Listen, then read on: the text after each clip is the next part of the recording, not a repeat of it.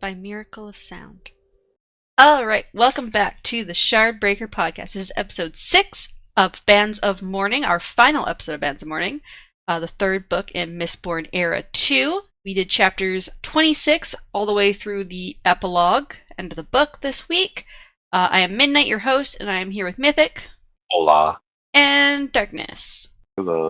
Alright, so we get into chapter 26, where we start with Wax's point of view, as Wayne complains about some of the others glancing at him because of the Bands of Mourning not being in the room. Marassi and Melan also keep their guns pointed at Edward. Wax wanders around the room, knowing that it looks like a throne room. Some of the others begin to follow him, but he tells them to stay where they are, as he can see signs of various traps similar to the ones from the hallway. Marassi wonders if Rayler was the one to take the bands, but Wax states that there is too much dust on the broken glass. He also thinks that Rayler, being immortal, likely wouldn't have rushed to get in here and instead just taken some pictures and notes before going back to get some of the other Kandra. Milan mentions someone resetting the traps, but Wax doesn't think that is what happened. He begins collecting some of the broken glass pieces, knowing that his uncle seems troubled by the missing bands and likely didn't know they were gone when he made his expedition. Edward states that it's time for this to end since the bands aren't here. Wax quickly brings out a gun and turns it on his sister as she brings out an aluminum gun. Telson apologizes to Wax as he hesitates and fires at him. He also shoots, but his bullet is pushed away by Alamancy, while her bullet is aluminum and hits him below the neck. So were you surprised that Telson was working for the set? No? No, but and I even called it later. I even called the other little loop later when I was like, she seems way too, like, what's the word? Like, in charge of the situation. Mm. I was like, he's definitely not the one that was, like, in charge of this and all. So I called it, like, probably a paragraph, I would assume, because I'm listening to an audiobook. Yeah. A paragraph before it actually, like, was revealed that, you know, she's the actual leader. Yeah, she's actually the leader or whatever. I don't think she's the actual leader of the set, but I think of those specific people, yes. Oh, of this little group of them, yes. But like I'm saying, exactly. The whole set, yeah. Yeah, no, of all of them. Like I had a feeling like it was very weird. I mean, I didn't call the whole other part of it with like why she attacked people, but like because that kind of caught me off guard a little bit. But I did think. It was very weird, even when we first met her, that she was just in some room, and this dude would just randomly talk to her, and I'm like, that just seems really odd, even for a prisoner. What do you think, Darkness? You also kind of called in previous episodes that Telson likely was, you were like, something's off with her. You didn't think she was like full. Yeah, since, you know, when we first got that image of her being, like, of her picture, and like, what's his name? Wax being like, oh, she's alive. I'm like, no, you know, like she's not gonna be part of your little squad. She's working with them. Also, what do you think about Wax figuring it out just before she kind of pulled her gun on him? Like he was able to pull out his gun faster and realize that she was working with Edward. Until later, when they state that he hesitated, or like I think Wayne states he hesitated or something. I was like, you should have just shot her, man. Yeah. Even if you don't shoot her to kill. Even if you don't shoot to kill, you noticed it before she pulled her gun. You had ample time to like fire at her arm or you could have caught her by surprise before she used any Alamancy. Because she didn't seem to expect that he would catch on. But yeah, he had a moment where he's like, is she really working with them? And then no, she was. Yeah. They make the comment later, but why would the uncle even have come into this situation if he didn't have an upper hand? Yeah, I think Wax realizes that later when he's thinking back on it. He's like, yeah, of course his uncle wouldn't have just like come in to be surrounded by like basically enemies the whole time. Of course he had like a secret person helping him out there. That's why he felt so comfortable. I mean, I'm pretty sure I called that too, but you know. Yeah, I mean, he also has secret hemalurgy that they weren't sure that he had, so that also probably helped him feel more comfortable. Yeah, that's true. So we switch to Marassi's point of view as she quickly sets up her rifle and shoots at Edward, but he's able to push her bullet away. She's surprised that he's an Alamancer, and Telson is obviously part of the set. She then sees Telson shoot Wax a second time, this time in the stomach. Wayne throws himself at Edwin, but the man takes Wayne's hit without concern before using his own cane to throw Wayne across the room. So my thought here was that Edwin also has pewter. Do you guys also think that maybe he's got like a pewter spike as well? Because he kind of like is just like completely unbothered by being hit by Wayne. Yeah, because he was brushing off all the hits and like attacks and stuff. Mm-hmm. I was thinking that too. I mean, I think my thought was that he was just out healing it, to be honest. But that's fair. Yeah, he could also have that. We don't know how many spikes he has, just that he has multiple. The thing is, if he were out healing it, he would still feel it. Like, you know. Yeah, but it depends how much training he's done with stuff. the healing, because like I think Wayne basically says like he barely even feels pain anymore because he's so used to like healing stuff. So yeah, but it'll still affect him. Like yeah, it'll still throw you off balance and stuff. Yeah. Yeah, like if he gets smacked in the arm with something that's like really fast and it's like blunt force, it's still gonna bruise him up and stuff. You know, like he's still gonna feel it. Mm-hmm. It might not hurt as much, but he'll feel it. Yeah, like his body will physically react, even if it's not because of the pain, but just because of the force of it. Right. That sounds like it's not healing. There's no way. So then Marassi's about to leap for Edwin to trap him in a speed bubble, but Telson throws down a metal cube that takes away her and Wayne's metal reserves. Telson then throws Edwin a bag of coins as he pushes them through Wayne and Marassi, as Marassi again tries to throw herself at Edwin, grabbing onto his shirt as she's knocked down. Her head hits the floor and she sees Wax rush towards one of the pit traps and fall into it.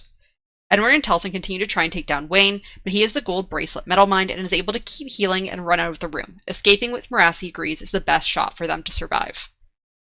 So yeah, do you think that Telson and Edwin have any like genetic allomantic or ferochemical abilities, or do you think all of their abilities are hemalurgic? I mean, definitely seems very hemalurgic. So. Well, I mean, we know that they all have multiple abilities, and so it's likely definitely a few of them are. I'm just saying, like, do you think they had any to begin with, or do you think they were just, like, normal people and had absolutely no powers to begin with? I thought that Telson did. I thought Telson had, like, you know... Because they're, like... they're full-blooded siblings, right? Yes, they are full-blooded siblings, but it doesn't guarantee that they'll both have powers. Yeah. Right, but it's more likely. Like, as long as there's a possibility. So that's where I'm assuming, like, you know... I think I was the opposite. I think I thought the uncle had powers originally, like in the very beginning when we first were introduced to the uncle. Mm-hmm. And we know they got their powers from both sides. I think they get the allomantic powers from their dad's side of the family, and which is the uncle's side, right? Yes, and then not hemalurgic, the ferochemical abilities are from their mom's side of the family. That's what I'm saying too. Like, so they have the ferrochemy side, which the uncle seems to hate, right? Yeah, even though healing's great, he just, he really downplays the ferochemy. Right. So, they have both allomancy and ferochemy as a possibility. Mm-hmm. And, like, they don't even have to have both, right? They could just have one. Yeah, and I think the uncle likely has no Terrace blood, so his only option would have been an allomantic power. I want to say that Telson has a ferochemy power for sure. It's definitely possible. They don't confirm or deny if she has any powers during the prologue, just that she's also kind of spending some time in the Terrace village, learning the Terrace ways. Mm. Which I think is what their mom wanted. Their mom and like their grandma wanted them to specifically spend at least some time learning about their Terrace heritage. But yeah, we don't get confirmation whether she had any abilities at that time. I think maybe the grandma might have mentioned if Telson also had allomantic abilities, because the grandma was very anti-allomancy. Kind of like how the uncle's anti. Her and the uncle would have been great friends. I mean, opposites attract, man. So I think it's more likely that if Telson had any abilities, it was a ferochemy power and not an allomancy power, because otherwise I feel like the grandma would have brought it up during some of her talks with Wax. But yeah, so Edwin then threatens Wayne by keeping a foot on Marassi's neck, but he doesn't return, so Edwin instead has Marassi join Alec and Steris, who are standing stunned nearby. Milan was on the floor, but Marassi hadn't seen what happened to her. Telson then stabs Milan with a knife that Marassi suspects has the liquid that causes Condra to be paralyzed for a time, before Telson digs out both of Milan's spikes and pockets them. Telson then tells Edwin to go look for Wax in the pit, since she doesn't trust that he's dead, even though he was shot 3 times. So what did you think about Telson, like, having that, like, Condra paralytic liquid ready with her. And almost as prepared as some other people. I was thinking, because, like, it wasn't too long ago when they even fucking, like, exposed that that's a thing, right? Yeah, I think it had been at least a few months between not Lost Metal, between Shadows of Self and Bands of Mourning. I'd say a year at most, right? Yeah, I think so, a year at most. It's crazy how, well, before we got the information that we got at the end, I was like, it's crazy that he has that already. Like, they just came out with it and stuff like that. Yeah, and the Conjure had been, I think, pretty much keeping it hidden. The only reason Wax knew about it was because he was helping them get, like, Paul dealt with. Uh-huh. So, like, I don't think they had wanted people to know about it. Right. So, it does make sense why they have it, especially because of the end now. Mm-hmm. And I'm assuming the reason that she's ready with it is because of Raylur. Like, I'm assuming she didn't have that Conjure stuff, or at least not on her at the time when Raylur was there, because we know that his spike got lost during, I think it was an explosion or something. And so when they found Raylur, or at least his spike, they were probably like, oh shit, the Conjure are looking into this, we need to be ready. That's just my theory on it, because they don't really specify when or how she did it. Yeah, they don't really specify, like, because we don't really get much of, like, Telson's point of view, just a little bit. So it's kind of just like, we don't really have any idea of why she has certain things or what, like, she was prepared for. She's just prepared, like this other one woman I know. Just pulling shit out of her fucking purse, like, Marassi notices that Edwin has a hemalurgic spike in him, and she suspects that both he and Telson got their powers from hemalurgy. Marassi also suspects that Telson outranks Edwin based on how she's ordering him around as he switches guns with Telson, so he is the aluminum one, and begins descending into the pit where Wax fell. Some of the set soldiers then come in, and Telson tells them to search for Wayne, as she's worried about him getting more Bendalloy. So we talked about this a little bit, but what did you think about Telson being higher up than Edwin in the set's hierarchy? Well, like I said, I called it, like, very shortly before it was actually revealed. Mm-hmm. She just seemed a little too, in the know, we'll put it. Yeah.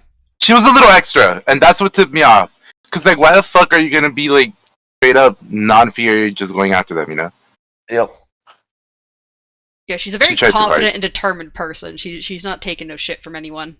Which is crazy to me, because then it sent me down a spiral of, didn't fucking Harmony send Wax, like, here specifically because his sister was caught? Like... No, the Conjure were the ones who planned this whole expedition because Raylur had shown back up with only one spike, and they were concerned about him, and Harmony was unreachable, they said. He wasn't responding to them. So Harmony didn't plan any of this. Yeah, but wait. For this book's mission. I thought it was Harmony's, like, plan to have him kill his own wife, and then that would lead him back here to do whatever because his sister got caught.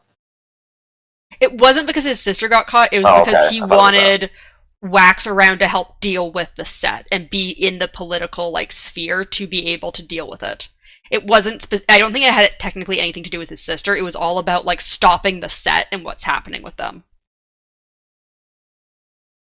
Sure. Yeah. I think Wax just had, like, the separate thing of, like, oh shit, my sister's alive, I want to help her. And the Conjure kind of dangled the whole, like, oh look, Raylur had a picture that shows your sister was around. Don't you want to go help us? They kind of used that to try and help bring Wax into this specific mission. But yeah, so then we go to chapter 27, where we switch to Wax's point of view as he stares up at the darkness above. The pit he'd fallen into hadn't been directly straight down, so he couldn't see anything above him. As he lays there, he thinks that the glass box had been a ruse. It was too big for the pedestal it was meant to sit on. He can see a faint blue light down a hallway, and he crawls towards it, his broken and shot leg dragging along behind him. He can feel his muscles growing numb because of blood loss and the other bullet wounds. Wax prays briefly to Harmony, but also wonders why he's even bothering to do so. You can see. Yeah, I was too. I think it's just a habit for him at this point, because, like, for most of his life, he's, like, followed like the Pavian religion. So he's kind of just like, oh shit, I'm in a bad spot. Should pray to Harmony. And then he's like, wait, no, I'm pissed at Harmony. Why am I praying to him? So he can see what seems to be people up ahead, and metal indicating another trap. As he gets closer, he sees the people are actually the dead masked people that had obviously built the place. In the center of their circles was a small white pedestal with metal bracers on it. So what were your first thoughts about these circles of dead Malwish? Circles of dead what? The Exactly Malwish, what? Huh? the Malwish is the name that the masked people gave them, say that they are, I think, at some point. So it's like the dead masked people. They're called the Malwish people. Gotcha. I did not know that, to be I honest. don't remember that. I don't think it's think only they did very give that. briefly mentioned. Hmm. Like right near the end. So they like what died guarding that? Yeah, so it looks like they like set themselves up in like these like rings around this pedestal and just froze to death. Like they probably took off whatever warming bracers they had. And just let themselves freeze. Better than dying to starvation, I guess.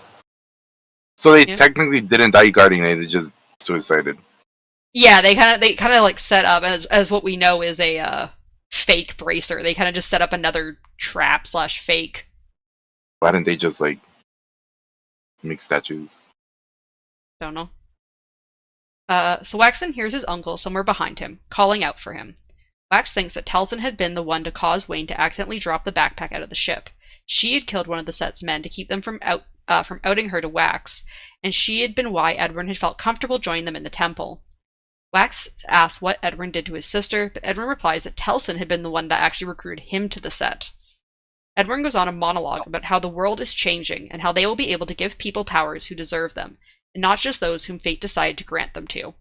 He then stops himself from triggering a trap before meeting Wax's eyes and triggering it on purpose. Which confused the hell out of me, but Yeah, what did you think when Edwin like specifically like set off that trap? I was like, why? Like, I get it. Afterwards, I understood because like he didn't get really hurt, and Yeah. he healed up the one little cut he got. But like, I was like, wait, you're gonna just blow this shit up? Like, what? Why? How does that help you? I mean, it fucks up Wax, that's for sure. But what if the bands were actually there? Well, I think the thing is, even if the bands were there, like it's not an explosion. It was just rocks falling from the ceiling. So even if they got crushed, he just moves the rocks, and then even if they're dented, they still work. So he can still just grab them, which he does. And it's just Yeah, that's what I was thinking too. But also, like, how does like I thought it was cool. Not even gonna lie. In the bad guy perspective, it was cool. You know, just collapse this thing on your enemy. But Wax has a track record of getting out of stuff. You know, Yeah. yeah, true. and you know, typical ceiling collapsing stuff. People survive. Ceiling collapse. You know, in like Yeah, I movies, mean, shows, all that shit. Typical Right? movies, fantasy, yeah. Uh-huh. Right. So I was like, if I were in that position, I would have shot the fucker like on the spot and just kept shooting. But Mm-hmm. crazy how he thinks that after falling from like how fucking far, after getting shot up, this dude is still moving, and he thinks that a ceiling is gonna stop him. Which it did. It did. But like, it's still like, why would you think that? To be fair, I think it's more so Telson's shots on him that killed him, and then just the rocks basically just helped like pin him in place because he was like dying of blood loss before that. No, I would say the rocks definitely killed him. Okay. They were Only the final because- blow. Yeah. Only Okay. because of the descriptions he gave, you know, like he's like, "Oh fuck, I'm bleeding out. I can still move though. I'm gonna pass out, but I can still move." And then when the rocks crushed him, he was like, "Fuck, I can't feel anything." Mm-hmm. I'm dead. I'm dead. He's like, "I'm not just dying anymore. I'm like dead already. I'm dead. Yeah, I'm dead. My body hasn't caught up to it, you know." Mm-hmm. Which is crazy. Also, what did you think about Edwin's kind of monologue about how the set wants to be the ones who decide who gets these allomantic and barochemical powers instead of people just being born with them? Because like we know that you have to kill people to get these hemolytic spikes, so they're like obviously gonna like kill people and then decide who gets powers. Yeah, and I mean, then they decide that basically the wealthy are the ones that are going to get it, and it becomes a stupid the thing fucking is, they thing. don't But seem to I care agree, about though. the wealthy being in power, though. No, but the thing is that in most societies, what happens is that the person that they think is the better one for a while will be like, oh yeah, let me hand this to my people, and then eventually money kind of corrupts everything, and then they're just like, okay, well, here you go, here's your powers. I mean, the thing is, they're already a group of, as far as we know, they all seem Wealthy to be people. fairly, wealthy, noble type people, the heads of the set. Yep. Except for whoever the new fuck that came in and then in the epilogue, but yeah. But yeah, in general, though, it seems like a lot of, people who have been recruited to the set and stuff are up there anyway, so, they're already a bunch of, corrupt, wealthy businessmen type people. So, yeah, they're gonna give it to all their buddies. They're basically gonna be the Lord Ruler, where, the Lord Ruler gave allomancy to all of his friends who, swore loyalty to him. Yeah, they literally history repeating itself. It's crazy. Mm-hmm. And yet he's the one being like, Kelsier would love us. Yep. To Wax. Yep. Mm-hmm. And it's like, really? Because you seem like you're doing the same thing as the Lord Ruler. Yeah, I don't think Kelsier would love you anyways because you got money. But sure. Right. I'll fucking give all your money away and then Kelsier will love you, I'm sure. So we switched to Mourning. I mean, technically he did, didn't he? I mean, I guess not really. He died. Edwin just, I think, transferred because he pretended to have a bunch of gambling issues, but he was actually just transferring all his money to the set. Yeah. So he didn't actually waste all his money. I was saying, does he actually have any money anywhere? Is he actually rich anymore? Because he faked his own death and shit. So. Yeah, but I mean, he might have a fake name or something that he's using with the set that he has these bank accounts with or something. We don't know because we don't get a bunch of his perspective, right? Yeah, we should. I want more of his perspective, to be honest. Well, it seems like he might be dead as per the end of the book, so. No, he's not. He's not dead. Nobody dies, ever. So we switch to Merassi's point of view as Taliesin marches them out of the temple. Once outside, she removes the warming medallions from each of them, including Alec, who tries to resist and is punched because of it. He falls to the ground as his warmth is taken away. A group of masked people then approach, one of them calling Taliesin Lady Sequence, mentioning they have located the weapons. Morassi at first thinks they means the bands, but then realizes they mean the bombs that were meant to destroy the temple that are located in the other airship. The masked people also tell Taliesin that the airship is in good condition, and Taliesin begins walking towards it. Before she leaves the group, though, she tells the soldiers to search Morassi, Steris, and Alec thoroughly and keep them as insurance against Wayne, who is hiding somewhere. Somewhere. So what do you think the set wants the bombs for? Do you think they have a certain plan for the bombs, or do you think they just want the technology and learn how to make them? What bomb? The bombs that the old Hunter airship has. Right. It's different from the little cube things they had, right? Yeah, no, it's different. It's different than the cube things. These are something that the Malwish people invented. So they had these big bombs that they were going to, because remember the Hunters were going to come destroy the temple, and then they got greedy and wanted to go find the bands themselves, and then died to all the traps. And that's how Alec's people heard about the temple in the first place, still being around. Huh. What was the question again? What do you think the set wants the bombs for? Do you think they have a plan for them, or do you think they just want the technology of these bombs and dissect them and figure out how to make them? I think they want to just learn how to make it, and then they're going to use that when they make them. Probably to blow more things up. But I think the purpose would be so. There's two different situations that I see here, right? It's either this is the set trying to get the stuff, right? Yeah. Yeah, it's either going to be used to take over the city, or fuck it up. Yeah. Or can you imagine it'll be used to wage war against the Southerners and stuff? Oh, you think maybe they'd use it against the Southerners? Yeah, possible. I mean, kind of seems like they were the Southerners were ready to go to war at the end. So. Well, yeah, because they got tortured and murdered by the set. They're like, yeah, we really hate your people right now. Yeah, let me just murder you. Let me just go to war with guy who pretty much single-handedly took out an entire airship, but or could have. There's a third option that I do see as well, which is completely unrelated to both the city and the Southerners. Okay.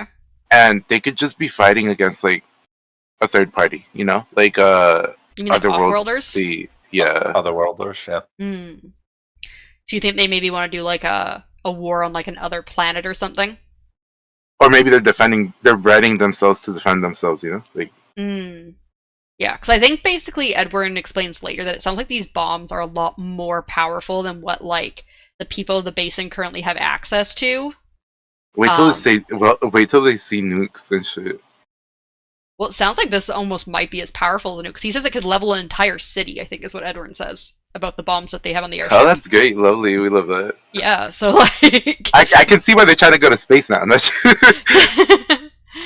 yeah, like the Malwish seem like they potentially have, at least in some areas, like they're much more technologically advanced than the people of the basin. They've got airships, they've got nukes, they've got these like ferrochemical medallions. It's good times. But yeah, so we switch back to Wax's point of view as the roof falls on them. Edward pushes himself away from the collapsing ceiling as Wax lunges for the bracers on the pedestal. However, rocks fall on him, crushing his bones and body beneath them. Edward monologues about how hemalurgy doesn't quite give the full power of a person born with allomancy or ferochemy. He also mentions how if you spike yourself too much, you can be taken over by harmony, or even controlled by a soother or rioter. Edward then grabs the bands, but states they are empty, but that at least his men will be able to figure out how to recreate them. Edward then points his gun at Wax, but before he can shoot, Wayne comes out of nowhere and throws himself at Edward. Edward runs off once free of Wayne, and Wayne comes over to check on Wax. Wax tells Wayne to go help Marassi and Steris escape, but Wayne states he doesn't think he can go on living without Wax. However, as he takes in the state that Wax is in, including being crushed by a large rock, he looks like he's beginning to panic and go into shock. So what do you think about Wayne coming to try and save Wax? I knew he didn't run away, that's for sure. I mean, technically... I mean, he didn't. I knew he was coming. Like, he was going to come back eventually. Yeah, he wasn't just going to, like, running away from the whole thing. Yeah, he was not, like, leaving them behind. Mm-hmm. But I liked his thing of, I hid in a different one. You hid in a better one. Yeah. He's like, you definitely hid in a better pit than I did. I was like, okay, buddy. You don't see this man dying? Come on.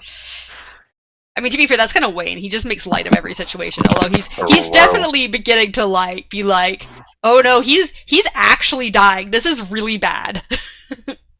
Yeah, wasn't he having a whole fucking breakdown? Yeah, he does. He is having a whole breakdown. Yeah. He has more of a breakdown later. Yeah, you can't die because then I can't live. Yeah. Oh, it's like they're married. I know. I swear to God, the conversation that he was having with Wax, I was like, bro, are you like hitting on him or something? Like, what is going on? I mean, he didn't mind when Meilon took on a guy's body. Yes, and he had no care. Yeah, because he's bisexual. We understand that. But the problem is, like, he has never shown a romantic interest in Wax until now. Well, when? Tell me when he showed a romantic interest in Wax, of all people. I don't remember ever there being one that I could pinpoint. They were roommates. They were roommates. Oh, okay. I mean, just because you're roommates with someone doesn't give you a romantic interest, but sure. To be fair, Wax was married for most of the time that Wayne knew him. Even better. I mean, he's still married. What are you talking about? I mean, he got remarried, but he was married for most of the time they were together out in the rest. He's always been married. He was married to her until... He was married to Wax. I mean, Wayne. Totally. No, he was married to his dead wife, even though she was dead. Because, he wasn't they never taking got anybody else. So. Yeah, he never took anybody else either, so... Yeah. In his mind, he was always... You still call... married. What the fuck do you call a person who's white? Is it still a widow? I think so. I think the male is a widower. Yeah. It's like female is widow, male is widower. Yeah, either way. Yeah. Either way, widow is still in the name. Yeah. It's funny, right? Because, like, the first one, there was a little widowing situation happening, and then it happened again. And then he tried remarrying, and it didn't happen, but now he tried again.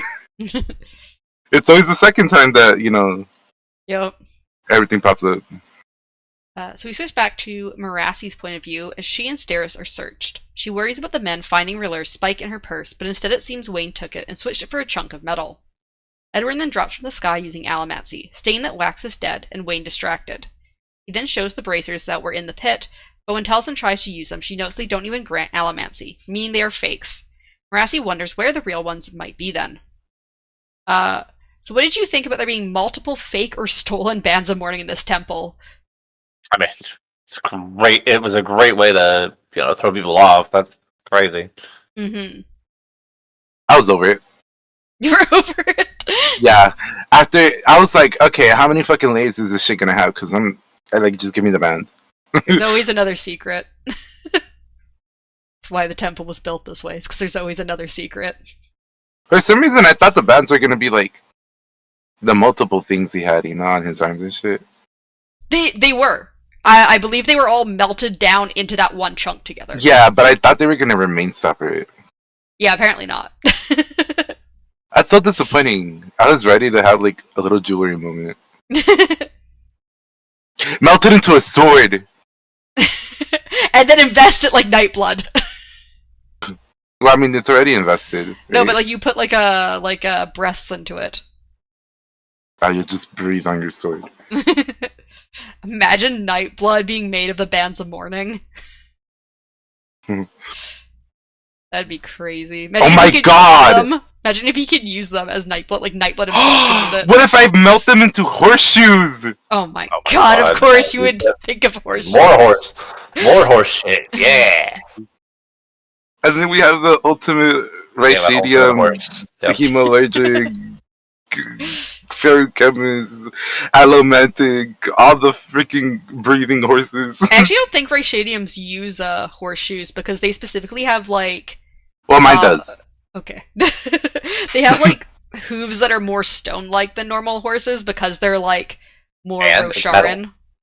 And you stick metal into the stone and it's not... I know, I'm just saying I think they don't need horseshoes. Then they're just gonna have pretty rhinestones on their horses. It just makes it better. It just makes it better, okay? Fair.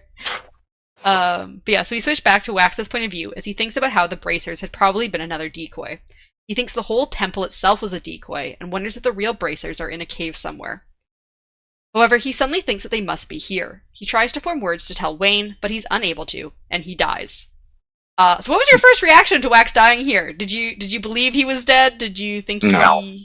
Well, I believed he was dead, but I for sure... I was like, it's not gonna stick, pretty much. Yeah. Just like, what's her nuts? So you believe that he had died and his soul was going to the cognitive realm, but you just didn't believe he would, like, stay dead. Let me just put it like this. He said he didn't pick favorites, right? Harmony, yeah. So what the fuck is this shit? He says he tries not to play favorites. That's always been the thing. He tries. He doesn't succeed, but he tries. Ever. He's so fucking annoying. I was like, please let him die. Please let him stick. Like... I mean, he gave him the choice to die. I'm going back. He knows damn well that if he fucking gave him that choice in the first place, he's gonna pick to go back because his fucking friends are there and they still need him. Don't give him the choice. Let him move on. He also wants to stop the set. He's like, I need to finish my life's goal of taking down the set. Like, that's fucking annoying. Just fucking let him die. Fucking, what is it? Vin Ellen didn't get a choice. I'm pretty sure they did, actually. I'm pretty sure Sage was like, I'm sure I can do something, and Vin was like, nah, dude, I'm done. Vin Ellen specifically chose to move on. Okay, that's valid, actually, yeah. But still, wait. So you're telling me, I just realized Sage has been picking favorites since the very beginning. Alright, I've returned. Yeah, I mean, he basically has been, yeah. I mean, Sage was definitely picking favorites when he had friends in Era 1. Yeah, he's always picked favorites. So what the fuck made him the human element? Fucking cure of ages. Fate, himself, preservation. Yeah, fate. There's nothing else but fate. Preservation is not fate. Yeah, there's nothing fate else but fate. Fate is a different god. So chapter 28, we switch to Wayne's point of view as he feels Wax go limp. I was so far from my theory, but me being able to give my theory. Oh, you gotta wait for some more stuff to happen. Oh, wait till we're all done. Okay. Because it's the epilogue theory. Yeah. Okay. He thinks that Wax was the only one who had ever encouraged and believed in him, that he hated everyone else. He hates Wax for a second as well, but he loves him more than the hatred. He takes Wax's gun, forcing himself to hold on to it and cock it as he makes his way out of the pit. So what do you think? What do you think about Wayne forcing himself to use a gun after Wax died? I mean, he was badass until he ruined it later. Yeah. He literally ruined the badass moment by being like, it was a shotgun. What does that matter? Bitch, shut up. You used a gun. Own up to it. Take the badass moment. Goddamn. That's Wayne, though. He plays everything off as a joke. I know, and it sucks, because I like him for that, but at the same time, it invalidated that whole thing. It's his coping mechanism. She killed your fucking, like, I want to say girlfriend, but not really girlfriend, you know? Yeah. And Wayne. I mean, mostly Wayne, you but like, whatever. But like, still. Why they gotta make the names sound like the same? Wax and Wayne. Because it's a pun. I always gotta search for the fucking X every time I fucking figure out which one I'm trying to like, to be honest, about. Darkness, we're not very good with names in the first place, okay? No, I'm horrible with names. I literally go to work and I'm like, "What's your name again?" And they're like, "Oh." I remember faces. I don't remember names. You go to Liz. And you're just like, "What's your name again?" Oh my god! How could you ever forget Liz or Ruth's name? Like, that's you crazy. go up to your siblings. No, the thing I do with them is I just mix their names. Like, I'll call them by the wrong names, and I'm just, you know what? I'm over it. Yeah, whatever. It doesn't matter. But we switch to Merassi's point of view as she comes to the same conclusion as Wax. The bands wouldn't have been hidden in the temple. Instead, she thinks they would not have been in the shape of bracers at all, but in a different shape and only recognizable by the Lord Ruler. She glances towards the statue where Wax had said the spear was aluminum, but thinks that it wasn't actually aluminum. So did you figure out that the spearhead was the bands, or were you surprised when it got revealed? I was surprised when it was revealed, to be honest. I did not expect a spearhead that was rusty, but I'm so glad who used it. I was thinking you'd be super excited that Marassi would be the first one to use it. It gave the name. It gave the name power. I was like, yes, I'm so glad I chose this woman the moment we started. I love this. I just wish she would have been the one that actually did all the shit. To be fair, I feel like it's almost like a stronger, like, it makes her almost a stronger character that she specifically said no to the power. She's like, you know what? I don't need this. Yeah, I agree. It makes her a stronger character in that regard, but at the same time, that part of me that loves her so much was like, please take over this entire book. Yeah, but honestly, she has such a badass moment. She was so badass. I loved it. I love Baras's badass moment here. In my opinion, that moment was like when Sazed took the power and became Harmony. Okay? That's what I thought it was going to be. I thought, finally, she's going to show that she is ungodly amount of power now, and she's going to just destroy everybody and win the day. And Wax is just going to have to, wake up later. Well, the thing is, I like that they brought him back, though. The way they brought him back. The thing is, though, like, her whole arc, kind of over the last 2 books, has been learning that she's, like, because, like, in the first book, she was like, I idolized this man, I want to be exactly like him, and then she's realized over the last 2 books, like, I don't want to be the type who's just beating people up. I want to make a difference in society by, like, detective work and like reasoning and like all these things. Like, she's like, I'm not the type of person that just goes and fights people. I want to make the world a better place in my own way, and that's kind of been her whole arc. So her specifically not keeping the power that is basically let's beat them up, destroy everybody, makes a lot of sense for her character, because she's like, no, I can be a powerful person without that. I mean, I agree in that vein, yes, that it's a great character development. But it aggravated me. I mean, that's not the only thing that aggravated the bands, but it aggravated me that, like, she used it for a bit and then was just like, nah, I don't want to use this anymore. And I was like, you could have used it to be better. Like, sure, go through your character development, great, awesome. Maybe you don't beat people up then. Just it's usable be better. By a normal person, right? Pardon? What's that? Is this usable by like a non? Yes, it's usable by anyone. Metal boy? Yeah, I would assume. I mean, So give it a stars real quick. yeah, the person who I just want to see something real quick. God, I want to see her use the like ferrochemical ability of like able to like increase Think ahead or whatever. the speedy thought thing, Yeah, because yeah. with all of the planning she already does, she just like it feels like I know everything. She's like, I am God. I know all. But, I know I mean, exactly how to stop everything. But aside from her giving up the power, and then when fucking, I mean, way a little later, but like when fucking Wax gives it up too, I'm like, bro, what is with these people giving this fucking shit up? Well, Wax specifically is like, I can see why it like changed the Lord Ruler, why he became how he was, is basically how he says it at one point. He's like, I can see how like his side of things by using these powers, and I don't want that. Yeah, I mean, I agree. It corrupts him. What I'm saying that aggravated me was that you're in the middle of a fight with your uncle, who you know when he throws out the window, stupid shit, who is doing stupid shit, like he's going to betray you. Like, I was surprised when he was like, okay, yeah, I'll do that, and his uncle was just like, before he had even let it go, he was like, okay, stop the bomb, blah, blah, blah, and I'm like, all right, now, go back on your word and attack him. Right? Like, don't throw it away. Like, what? That was very stupid, not gonna lie. Yeah, I was like, what the fuck, bro? Like, this man has done shady-ass shit this entire time, and you're gonna just be like, oh, I gotta be the honorable one? Motherfucker, no! End his life there. But yeah, so we switch to Wax's point of view as his soul enters the cognitive realm. He stands on the misty ground as Harmony walks up to him. Harmony has a cloak of timelessness behind him, and the V of his terrace robes. Explain that. What is a cloak of timelessness? I don't know. Wax just says he can see everything. He can see everything in the cloak.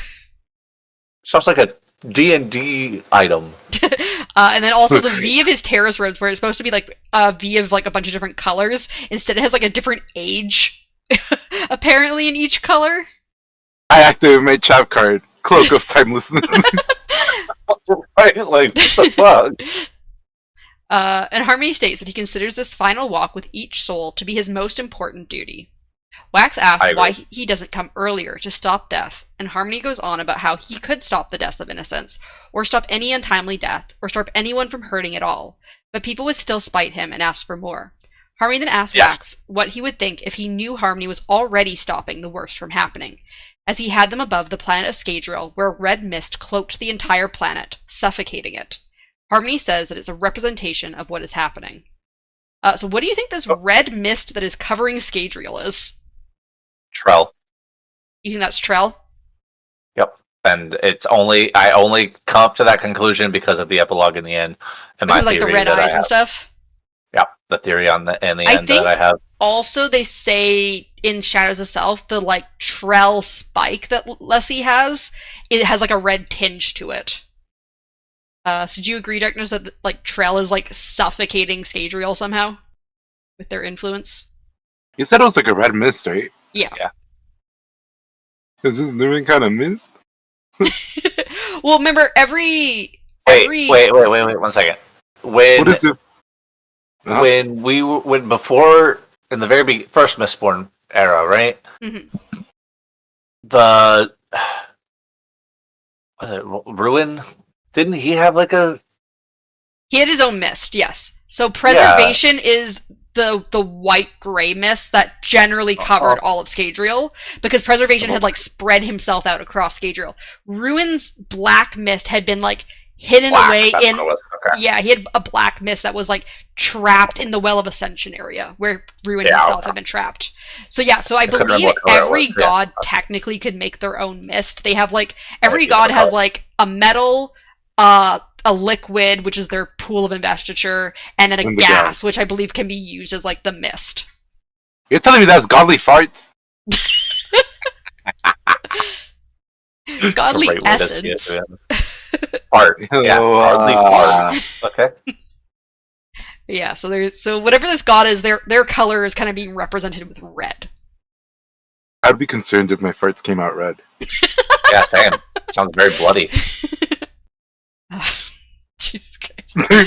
But yeah, also, what do you think about Harmony claiming that he's already stopping the worst of suffering from happening to the people of the basin? I mean, doesn't shock me at all, to be honest. But Any thoughts about it, Darkness? What's the question? What do you think about Harmony claiming that he's already stopping the worst of suffering from happening? What does that mean? He's claiming that he's interfering in a way that's stopping the worst of the suffering. He's just not stopping everything that we're seeing. Which means that if he wasn't interfering, he's saying the world would be a very much worse place. I like the way he explains later when Wax is basically having a fucking temper tantrum about how it's unfair, everything's unfair, and then he's just like, well, what would you have me do? Yeah. You want me to just stop everybody from dying, basically, and then what? Yeah, because Wax is basically exactly what he says there. Because he's like, no matter how far I go, people are still going to complain that I'm allowing suffering. Which is basically what Wax is exactly doing. He's like, why aren't you stopping more? And he's like, I'm already stopping the worst. This isn't the worst, what you're experiencing. Exactly, and that's why I was like, okay. At first, yeah, I was kind of hating Harmony a lot. Mm-hmm. But, honestly, it makes sense, in the end, why you're doing what you're doing. But, it's just so crazy to me the way he says it. He's just like, well, I mean, what would you want me to do, man? Yeah, he's like, he's like, yeah, I could stop all murders, then I could stop all unnecessary deaths, everyone just dies of old age, then I could just stop all wounds from happening, no one's ever getting hurt. But then people are still going to be like, well, why aren't you stopping, emotional pain? You're not stopping, heartbreak. You're not stopping, blah, blah, blah, blah, blah. And it's there's always going to be... Why did my old 100-and-something-year-old father have to die? Come on. Yeah. You could just stop aging, man. Yeah. There are so many things he could... And the thing is, Harmony's already said that because of how easy he's made life for them, they're not technologically advancing. Probably the reason why the Malwish are more technologically farther than the Basin people is because they have fighting between their groups and stuff. They've suffered. They've had all these things, and Harmony's probably looking at them versus the Basin being like, I fucked up. I should let them suffer more because they're not advancing. They're stagnating. Yep. And if another god's coming to come fuck with you, that's not going to work out well. No, yeah, you can't be stagnant. That's for sure. It's crazy though. The way he says it is in my opinion, was scolding a child. Mm-hmm. What do you want me to do, kid?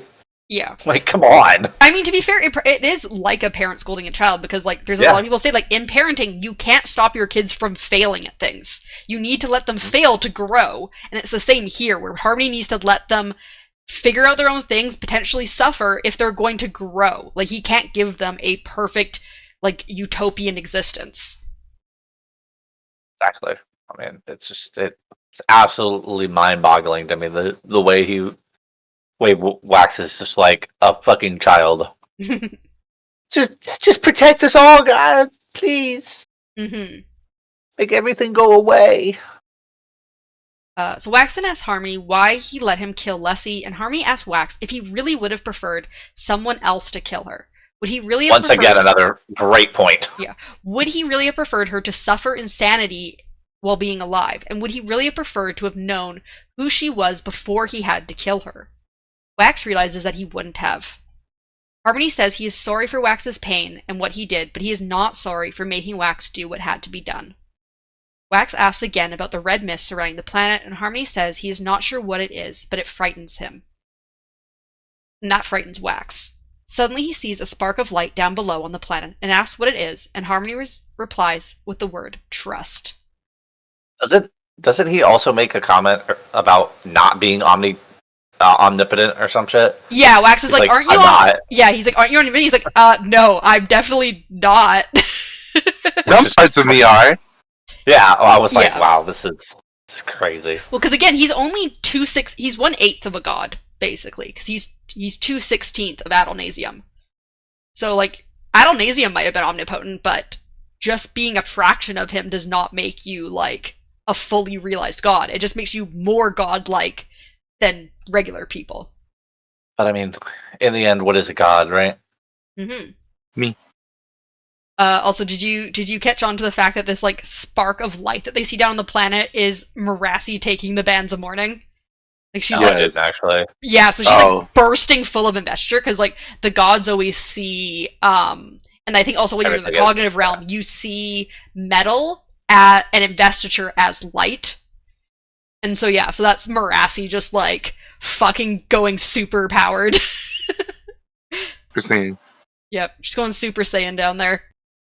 And so yeah, we switch to Marassi's point of view as she clutches the spearhead that Wayne had put in her purse and tapped every metal. Time froze. Time froze as she tapped speed, and she took a vial of metals from one of the guards and began to burn every metal as well. She felt the power of the Lord Ruler within her, and everything around her became blue. Everything was power and energy. She realizes she is using up the powers very quickly, so she slows down, and the people around her cover their ears like a loud sound had been heard. So what do you think? Yeah, I was gonna say, what do you think about Marassi moving so quickly she caused a fucking sonic boom? Yep, I was like, that's pretty cool. I mean, honestly, as she was using the powers, all I could think of was fucking the Lord Ruler coming to kill Kelsier. Like, just how outmatched Kelsier was.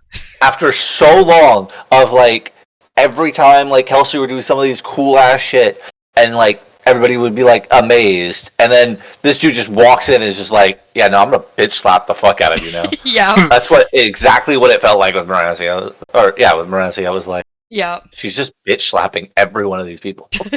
All I could think of when she was moving fast is that fucking song they play on that scene of X-Men where he's like, where it's Quicksilver, he's just like moving really fast. Yeah. That's so funny because I kind of can see it now. So Marassi then pushes the guards all away from her before focusing on Taliesin and Suit and shoving them by their hemalurgic spikes. Some of the guards also cool as fuck. Right. Some of the guards like, pull up. Yeah. They're like, oh yeah, we're safe. The spikes are in us. Nope. Nope. I mean, wasn't that like the same thing? The Lord Ruler was able to like do things that other people just couldn't do. Yeah, the Lord Ruler was able to push Vin by the metals in her stomach, the little flakes of metal in her stomach that she'd consumed. But also, like, what was the other thing? It was like he could influence people. Or, I don't remember. It was like some other power that was. Oh yeah, he had like either I don't remember if it was rioting or soothing or a combination, but he did like a huge like depression field. Like they said, like basically if you were within certain like huge range of the Lord Ruler, you would just feel like just so depressed and like downtrodden and just like horrible whenever he was around because he was just constantly like soothing and rioting everyone just to feel like the worst possible feelings ever. Exactly, and they were saying something like about how I swear it was like, and then there was another thing that like Vin could do that, like. So Vin was able to pierce copper clouds. That was it. And pulling the thing like she pulled the metal out of his body or whatever it was. Yeah, so Vin was able to pierce copper clouds normally because she had her hemalurgic copper earring. And then she was able to do extra because during her fight with the Lord Ruler, Preservation basically infused her with his mist, which gave her, like, access to, like, she basically breathed in, like, every metal. Yeah. So she basically had, like, an infinite supply of, like, all the allomantic metals at one point. She basically was Lord Ruler 2.0. Well, she didn't have the ferrochemy, so she was, like, half of him. She was Lord Ruler 2.0. So Marassi then pushes the guards away from her before... Some of the guards pull out guns, but she easily pushes them away again as she hovers above the ground, pushing herself up by the trace metals in the stone below. Mist forms around her, and Marassi thinks the mist might be coming from her directly. She realizes how powerful... She realizes how powerful she is, and thinks she doesn't want it as she flies off towards the temple. So what do you think about Marassi not wanting the powers? I've already stated this. Yeah. Dumb. She's such a pick-me. Oh my gosh. Just use the fucking power, goddammit. She's gotta be, like, quirky. We then switch to Steris' point of view as she watches Marassi fly off, stating she hadn't expected that it hadn't even made the appendixes of her notes. She then glances at Alec, who is turning blue and likely trying to tell her to run away, while the others are distracted by Marassi. However, instead she grabs her notebook and takes out a medallion from where she had hollowed out part of the notebook to hide it. She hands it to Alec, who sighs in relief as he begins to warm up again. She then states that running would be a good idea. So what do you think about Steris hiding a warming medallion in her notebook? Woman's always prepared for everything. I love that Taliesin specifically, like, dismisses the notebook because it has a metal binding. She's like, oh, the metal coming from it's just like the metal bindings. I mean, like I said, she's just super prepared for everything. She is. We switch back to Wax's point of view as he asks Harmony if he fades to nothing now. Harmony replies that he doesn't know, but that he hopes there isn't nothingness. He then tells Wax that he needs to make a choice. He holds out both hands, one being freedom, and the other Wax hears a frantic female voice coming from. He asks if it's duty, but Harmony replies that Wax has always considered it that, but it's just a different adventure. The voice becomes more clear, and it's Marassi, frantically telling Wax to tap a metal mine to heal. So what do you think about Harmony giving Wax a choice to live or move on to the beyond? I don't know, I think Marassi was giving him that choice, to be honest, but... Actually, you're right. Yeah, I mean, if she wasn't there with that, there would have been no choice. But did Harmony know that was going to happen all along? No, he's not omnipotent. But he does see parts of the future. But he's not omnipotent. He sees parts of futures. Yeah, he knew it was a possibility. Yeah, but to hold out your hand and be like, hey, here it is, when you don't know if it's actually a thing, like... Well, I think once he saw the light spark up on the planet, then he knew it was definitely happening, and he's like, aha, choices! Not necessarily. I mean, there could have been another possibility of, like, her actually using the power, you know? Yeah, we don't know how likely the different possibilities were. Exactly. She could have used that power. I think she should have used that power. So before Wax chooses, he asks Harmony if Lessie came through here as well before she Leffy. died. Lessie. Harmony replies that Lessie asked him to watch over Wax. Wax then grabs Harmony's left hand where Marassi's voice is coming from. Warmth and power fills him as he screams, air going into his lungs as he pushes the stone off of himself with his allomancy. His body reknits itself together as he sees metal all around him. In his hand is the spearhead that is made of 16 different metals melded together. Marassi is there with a 17? No, 16. It was a joke because there's a secret metal or... Marassi is there with a tear-stained face, telling him that she found it with some detective work. Wax says that she could have taken out his uncle and sister, but she says she couldn't have, that it wasn't her. Wax understands, and Marassi tells him to go break things with style. Wax then downs a vial of metal that she hands him. I couldn't have done that. Yes, you could have. You had all the power in the world. Well, she says more she couldn't have because it wasn't, like, who she is. Not that she couldn't have Could physically done have. it. 100% you could have. And then we get chapter 29. Switch to Edorn's point of view as he wanders through the snow, worried about the fact that Wax's people have the bands of mourning. He thinks they'll have the Conjurer make metal mines that anyone can use, which means that the set needs to take over Elendel right away. He thinks that this argument will allow the series to give him the leeway he needs. So what do you think about Edorn believing the Conjurer could create metal mines that anyone can use? Yeah, can't they? The Lord Ruler, thought that the Contra were completely, like, 100% loyal to him, right? And they were, right? They were mostly loyal to him, but had, like, that secret plan. It was really only the seconds that were actually 100% loyal to him. Oh, no, sorry, the plan was the Lord Rulers. Yes, the Conjurer were 100% loyal to the Lord Ruler. Sorry, I'm getting the Lord Ruler mixed up. Yeah, so yeah, I would believe so. Because, like, why wouldn't he just teach him and stuff? Mm-hmm. I'm just wondering if he thinks the Conjurer have, like, an ability that we don't know about, or if he just means that they have, like, the intelligence to be able to figure things out. But a soldier calls out to Edorn, asking for orders, and Edorn tells the man to shoot anyone not from the set if they come down from the sky, and to keep shooting even if they are downed. Edorn continues on to the airship, as the soldier then asks who took his rifle. Edorn thinks that airships like this will be a great advantage to him, and he also notes that the airship is much less decorated than the one that had crashed. A man comes up to Edorn with a weight medallion and mentions how well preserved the airship is, and that they should have it operational. Edorn tells him to get ready to leave, but the man mentions that Taliesin hasn't been seen. Edorn just replies that Taliesin can fly up to them and that their priority is to get the airship back to the rest of the series. As Edwin fills the weight metal mine, he thinks it wasn't much easier than that it was much easier than hemalurgy. So what do you think about Edwin leaving Telson behind? No honor among thieves, to be honest. Honestly, I didn't think she was gonna take it as hard as she did, to be honest. But Me neither. I thought she would have been like, you know what? That's valid. I'm gonna go after him anyway. That makes sense. Yeah, exactly. I was like, oh, that makes. I mean, I don't think she gets angry that he's leaving her behind. I think she thinks he's being stupid and not like planning properly. yeah, but I still thought that was even that. I thought it was like she would have thought differently as well.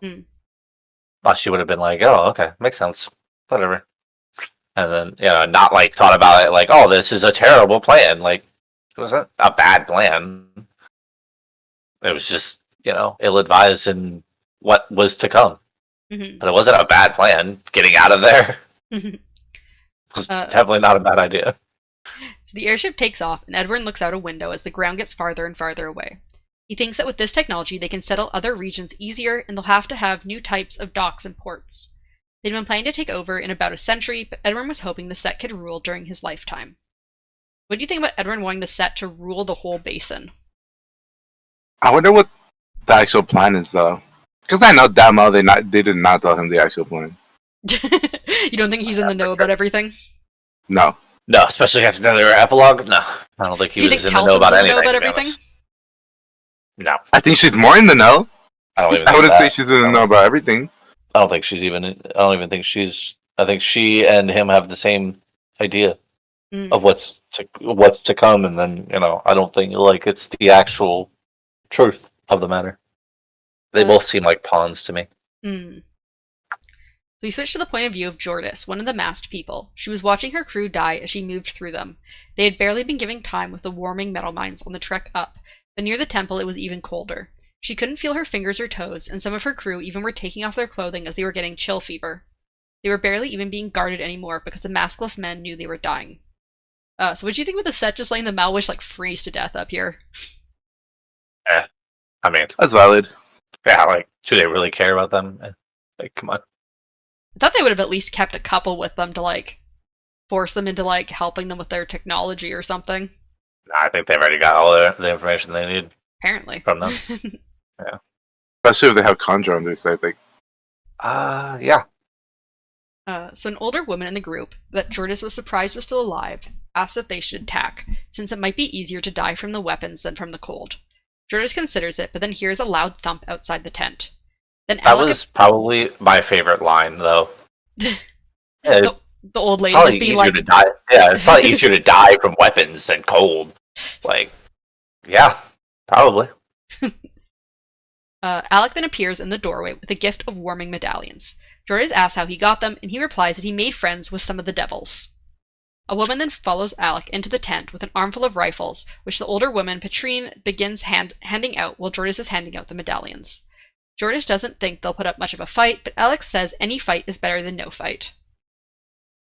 So what do you think about getting Jordis's point of view? Who the fuck is Jordan? Jordis. Oh, is that the captain? Yes. Oh. Yeah, I've been wondering where she's at. Because that's the captain that came with the ship that one dude came in with, right? Yeah, this is Alex's captain. Yeah, it's cool. I've been waiting for this. Because, you remember the last podcast, I was like, is this the captain? Is this the captain? Yeah. Yeah, so this was the captain. What do you think? That's my line, actually. Getting the captain's point of view? So she's the main character now, right? Maybe. See? Because she got a point of view. Because she got a point of view, she's the main character, yeah. Yeah. She's got main character syndrome right now. We switch to Wax's point of view as he bursts from the temple, flying up into the sky. He can hear gunfire below, but they aren't shooting at him. He also sees the airship flying off, and he for a moment wants to rip the ship apart, but he stops himself, as he wants to be a lawman and not an executioner. I mean, it would have sucked trying to get back if they didn't have the airship. You should have done it anyways. Wax goes back down towards the ground, where some of the set are fighting the masked people. Wax helps them, noticing Steris and Alec, and waves at them before grabbing an aluminum gun and heading back up towards the airship. Wax can feel the immense powers in the bands, giving him powers that felt stronger than normal allomancy. However, he also felt the powers depleting as he was using so much of it. Wax flies up to the front of the airship and punches through the front window. Edwin was inside the cockpit alone, but Wax could sense some men in nearby hallways. He also noticed that Edwin was keeping a coin in his mouth, which would hide it from normal Allomancers, but not from him with the bands. So yeah, what did you decide about Wax deciding he didn't want to just kill all of the set members in the airship? He should have just done it. He should have done it, yeah. 100%. I agree. Like, I get that later on, sure, it was good that he didn't, but he should have just done it. He's so right. Edwin states that he always beats Wax, mostly by not fighting. Wax can see metal in everything, including inside people, and a voice in his head tells him that all things are the same. Edwin then says he has beaten Wax with creativity as he has set the bomb to explode unless he stops it. Wax isn't concerned about the bomb, but Edwin states that all the people below it also be hit by the explosion, as it's large enough to destroy a whole city. Wax speeds up his thoughts to try to think of different solutions to stopping the bomb. He wonders if Edwin really would blow himself and the other set members on the ship up. Yes, but then 100%. again, they seem too dedicated to their cause that they don't care about individuals. So yeah, he 100% would have. He would prefer not to, but he definitely would do it. Yeah, so I was like, yeah, 100%. He would have definitely killed himself. Edwin then proposes that Wax drops the bands out the window and he will disarm the bomb. They will then face each other one-on-one. Edwin states that he knows Wax wants to kill him, and to the government he's already dead, so he'll be like this never happened. Wax, however, says that Edwin is wrong about him, and he'll show him what he means by that as he tosses the bands out the window. So yeah, what do you stupid! What do you think about Edwin's threat of the bomb exploding just so that they could fight one-on-one? Just dumb. That was really dumb. I had the same mentality that Mythic had when about. The moment he said turn it off, I was like, all right, now you're just not put out. Oh my god. Such an idiot, bro. Wow. We then switch to Telson's point of view as she scrambles through the snow, thinking that Edwin was stupid for flying off in the ship, as that is exactly where Wax would look for him. She instead heads towards the little skimmer that Alec had flown them here in, thinking about how she had focused on how Alec had flown it. However, as she reaches the skimmer, she hears a bang and sees her own blood. As Telson turns, she sees Wayne with a gun in his hand. He tells her that she killed one of his friends today, and he wasn't going to let her kill another. Telson is shocked because she had been told Wayne had an issue with guns, but Wayne just cocks the gun again and fires it in Telson's face. So yeah, what do you think about Wayne coming to shoot down Telson? Badass moment that he ruined later. What do you think, Darkness? Also, yeah. Sorry, go ahead, Mythic. I was gonna say he also ruined it by explaining that he knew she was gonna heal. Mm-hmm. Yeah. I thought it was good at the phrase, and then when he started, and then when she dipped, it was kind of. I was like, bro, you invalidated the entire, good thing you did, the insanely cool shit. Just okay. Well, I knew she was gonna heal. It's a shotgun. Whoop-de-doo. I'm like, come on, man. Wax also says later, Wax also thinks later. He's like, when Wayne tells him, oh, I thought you'd be upset if I killed your sister, and he thinks no, it would have been fine. Yeah, you should have done it. You 100% should have killed her. I get that I get that she has this ability to heal, right? I get that. Great. She got blasted with a shotgun. What do you heal from that? Unless you're not shooting her in the right spot, what do you heal from that? I mean, he said he shot her in the face, so. Yeah. How do you heal from that if your body's just non-functional after your brain gets fucking splattered? I think if you're basically, because what Wayne kind of explains during his splattered tomato stunt thing previously is that he protected his head though. He protects his head a bit, but he specifically also says that if you're already tapping your healing, I think he says that it keeps the brain from being completely destroyed. So because she'd already been shot once, she probably starts tapping her healing, and so she's already healing as he's shooting her again, which keeps her brain from actually being exploded. I'm assuming that's how that works. So, the world makes no sense, to be honest. It just doesn't. It makes no sense. Your brain... They're literally, saying that zombies don't matter then, because that's the whole way you kill zombies. Also, I'm pretty sure with the hemalurgy, like, hemalurgy is basically like a spike, like, trapping your soul to your body, because they say multiple times, both in Mistborn Era 1 and a little bit here, that, like, a lot of these spikes should kill people, but they don't.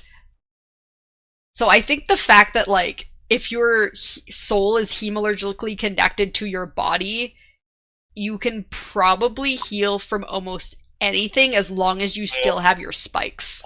I mean, they did state that, the Lord Ruler literally came back from almost nothingness, so. Yeah. Like, I think people previously said, like, they had, like, chopped off his head and shit, and he was still fine. And, yeah, like, but you chop off his head. Here's the thing. Like, that's like a Deadpool moment, right? You chop off his head. His brain is still intact. Inside yeah, but I think that head. brain dies, and I think it basically creates a new brain, because I think it forms around the hemalurgic spikes. Oh, so it doesn't come out of the neck and just be like whoosh? No, so I believe a normal gold ferrochemist would probably come out of the neck. Like, Wayne needs to protect his brain more than someone with hemalurgic spikes does. Also, where did he get the spikes that he, like, where was she keeping, whatever her name is, spikes? That he just was like, oh yeah, I got, yeah, that oh, sorry, no, Melon's. You're talking about Melon's spikes. Melon, yeah. I think she just had them in her pocket or something. She got them in the pocket, okay. Well, because when he comes back with the 3 spikes, I was like, did he just rip the spikes out of her? Like, no, yeah, she didn't put the Conjure spikes in her. She just had them in. Yeah, he only brought the Conjure spikes back. I don't know, they say spikes a lot, and I'm like, I don't know. You know, same idea. Don't even. Yeah, I was like, bro. Yeah, no, he specifically, I think Taliesin specifically puts the Melon spikes either in her purse or a pocket, and then Wayne specifically only brings back Melon's 2 spikes and Raylor's spike, which I think he just had in general anyways, because he traded it for the spearhead to Marassi. Yeah. But yeah, I think, I was gonna say though, I think with the hemalurgic spikes, like, that's why, like, the Inquisitors and stuff back in the day, like, they were able to do the eye spikes, which go through your brain and still live.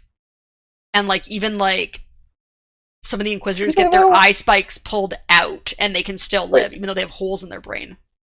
Wait, do they, though? Yeah. I mean, because they don't really go through your brain. No, they do. The spikes come out the back of their head. The eye spikes are long enough that they go all the way through your skull. Yeah. I'm all confused of where your brain sits in your head. No, they go up and through, like, they come out near, like, the upper back part of your skull, I believe is how the pictures show them. I thought they went straight. I thought it was just straight. No, because I'm pretty sure they specifically talk about how, like, a lot of, like, in Era 1, like, Calcier and Vin and everyone's like, how the fuck do these Inquisitors live? Because they don't understand hemalurgy back as much during, like, that first book. But they're like, we don't understand how the Inquisitors live because the spikes are literally going through their brain. Do you have a picture of a massive headache? I know we've sent pictures before. I just don't want to go through all my shit looking for it. I just want to see a fucking Inquisitor with a fucking spike in his head and see where it comes out. Because I swear it was straight. It's like nails, right? Here's this image. Yeah, even that's straight. Yeah, but your brain is part of that stuff back there. But it's okay. What I'm saying is, you still have to. They still have a part of their brain that is not touched. If you blow somebody's head off with, their brain is gone. It is splattered everywhere. Yeah, but what I'm saying is that, like, I believe when you're hemalogically spiked and, like, the Inquisitor and stuff, like, they're technically, I don't think, fully alive. They're invested in the investiture, like I get the spike thing. I understand the spike thing. Yes, I get that part. Like, that makes sense of, like, how she would survive brain blah, Yeah. Whatever.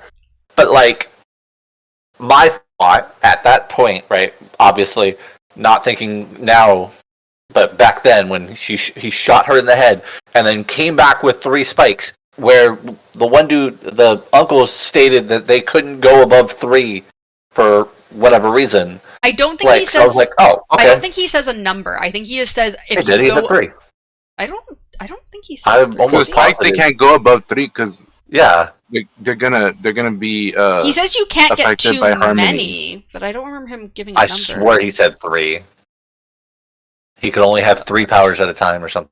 Or maybe no, he didn't say a specific number, but that's the amount of spikes they had in general. It's just 3. I just didn't remember them giving a number. I remember there being a 3 involved in something. Not. I only remember that's- the 3 that's- spikes that Wayne was holding, which was the 2 Meilon spikes and Rayler's spike. That's the only mention of 3 I remember there being. I mean, I can't go back through a page, so bro, I want to be an Inquisitor so bad. I know the uncle did say like there's like. Oh, he does. I'm limited to point, 3 boons. I totally missed that. Okay, so they are limited to 3. That's why I thought when he came back and was like, I have 3 spikes, he ripped her fucking spikes out of her. That's why when then you made the comment of, do you think she has powers? I'm like, well, yeah, she has to have powers because the fucking spikes got ripped out of her. And she still somehow healed and ran away. Yeah, no, so he doesn't steal her hemalurgic spikes. He just takes the Conjure spikes. Which is dumb. Okay? Like, even if you don't mean to kill her, like, take her hemalurgic spikes, please. Right? Like, come on.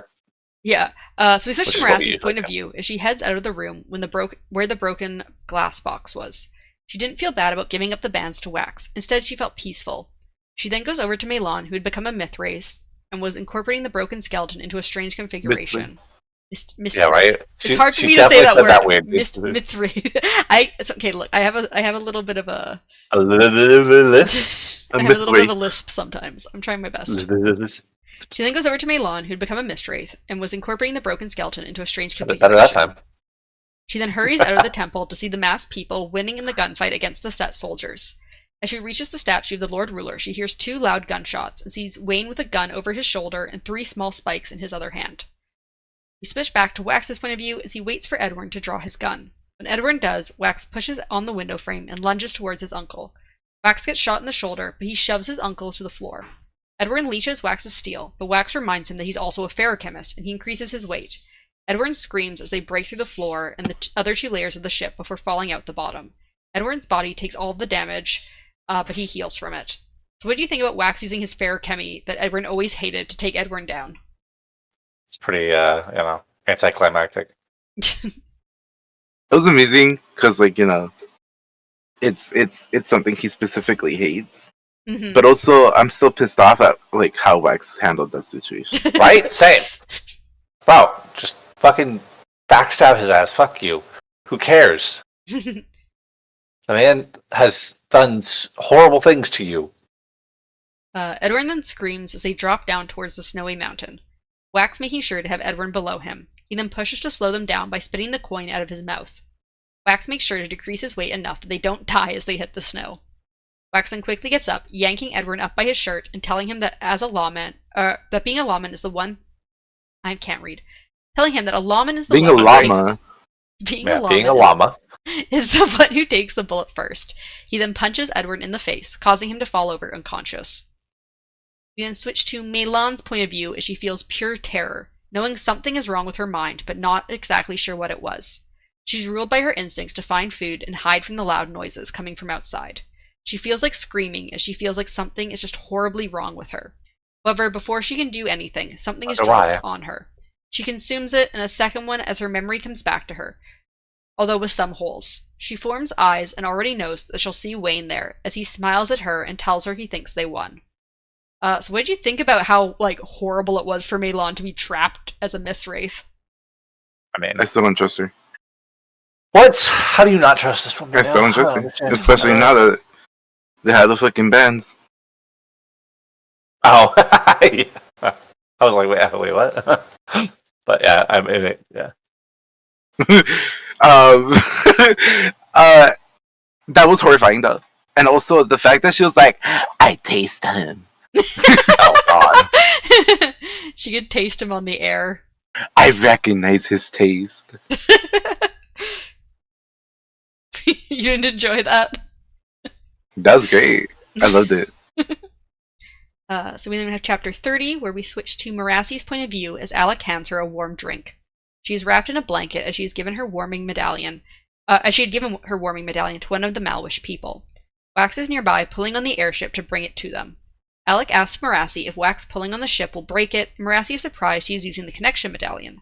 Marassi just smiles in response to the question about Wax. She then sips the warm drink, which turns out to be hot chocolate, and is shocked by how good it is. She notes that it isn't as bitter as the chocolate they have here in Ellendale. Marassi then mentions that Wax can be very careful, even when he's breaking things. Wax then lowers the airship to the ground, and the rest of the set's men inside come out and surrender. Wayne and Milan grab the weapons from the men, and the Malwish people go into the ship to check for any men left hiding. So yeah, what did you think about the Malwish and our main characters working together to take down the group of set members? No, that's not what I'm concerned about right now. What I was thinking about was, as soon as she started talking about how the hot chocolate was good, all I could think about was, This is midnight. Oh, yeah. That's one. And two, she got an obsession with that goddamn hot chocolate for the rest of the fucking book. She does. Okay, so here's the thing. You made the comment, and I hadn't read yet. When you made the comment last night about the drugs thing, it got me onto a whole big fucking thing when she stated. Wait, for context, for anyone listening, I specifically do not do drugs or condone any use of drugs. Anyway, he does drugs, guys. Don't let him lie to you. He does drugs.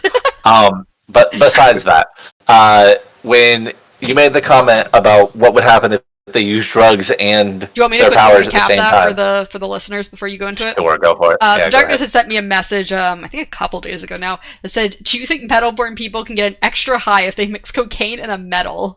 And I had responded, if it's tin and cocaine, for sure, because of all the enhanced sense stuff. But I feel like pewter would increase your resistance to drugs, just based on how I believe pewter works, based on the explanation I have. So I think you'd be less high if you were burning pewter. And then Darkness just said it was valid. Had a really bad trip with tin, yeah. Yeah. But like that thought, and then I get to listen to this woman absolutely rave about the chocolate, and all I could think of was, yeah, they laced it with fucking cocaine. No, she's never had milk chocolate before. I'm assuming all their chocolate is like unsweetened in Ellendale, so she's never had like sweetened chocolate before. She got milk chocolate, man. Yeah, it was milk chocolate. And she was like, "Holy shit, this is the best thing I've ever tasted in my life." Yeah, no, she definitely got dosed with some coke for sure. Would Peter help with a hangover? Yeah, probably. Probably, yeah. That'd be great. Bro, well, I would love to use see Peter too much. Yeah, true. I just would love to see Brandon's perspective on that, though. On what, like, drugs, including I just want a list of all of the drugs and what they would do to metal people, like to metal-born people. Like, to be fair, like if you would, I imagine as well that you could like have a rider, like if you're doing drugs, you could get a rider to just like increase the drug feelings that you're getting. Yeah. You don't even need to have like Tinder. Whenever we go to whatever the convention that for this, I want to ask him. I just do. I want that to be one of my questions. I want to just be like, hey, what would happen if honestly, I just metals while on drugs. I just said, yeah, exactly. Or I just be like, what would happen if a Mistborn was just doing drugs? How would their metals affect? How would the different metals affect the high? Yeah, like, can you? I mean, and then my next thing would be, I don't need you to explain it to me right now. I want you secret history on some person using drugs and metal at this. It'd be great. Just give me one character that is addicted to drugs. You're telling me that at the fucking next eras and stuff, there is no like drug cartel or shit? Cause come on, there could be. Who knows? So Alec then says they should do something as the Malwish finish bringing the Set's men into the hold of the airship. Wax's uncle had been strung up on the Lord Ruler's spear, his metal mines removed, and metals leached away. However, they hadn't been able to remove his hemalurgic spikes without worrying about killing him. Marassi then sees Wax and his friends facing the Malwish captain and some of her people. She quickly gets up, and her and Alex head over to the group. So yeah, what did you think of them stringing Edward up on the fucking spear? I'm not gonna lie, I forgot about this. He's just hanging up there. I see what you did. Hanging. That was bad midnight. Wasn't supposed to be a pun. He's literally No, hanging that up was there. bad. Okay. That was so bad. It's a terrible pun, to be It wasn't honest. supposed to be a pun, but okay.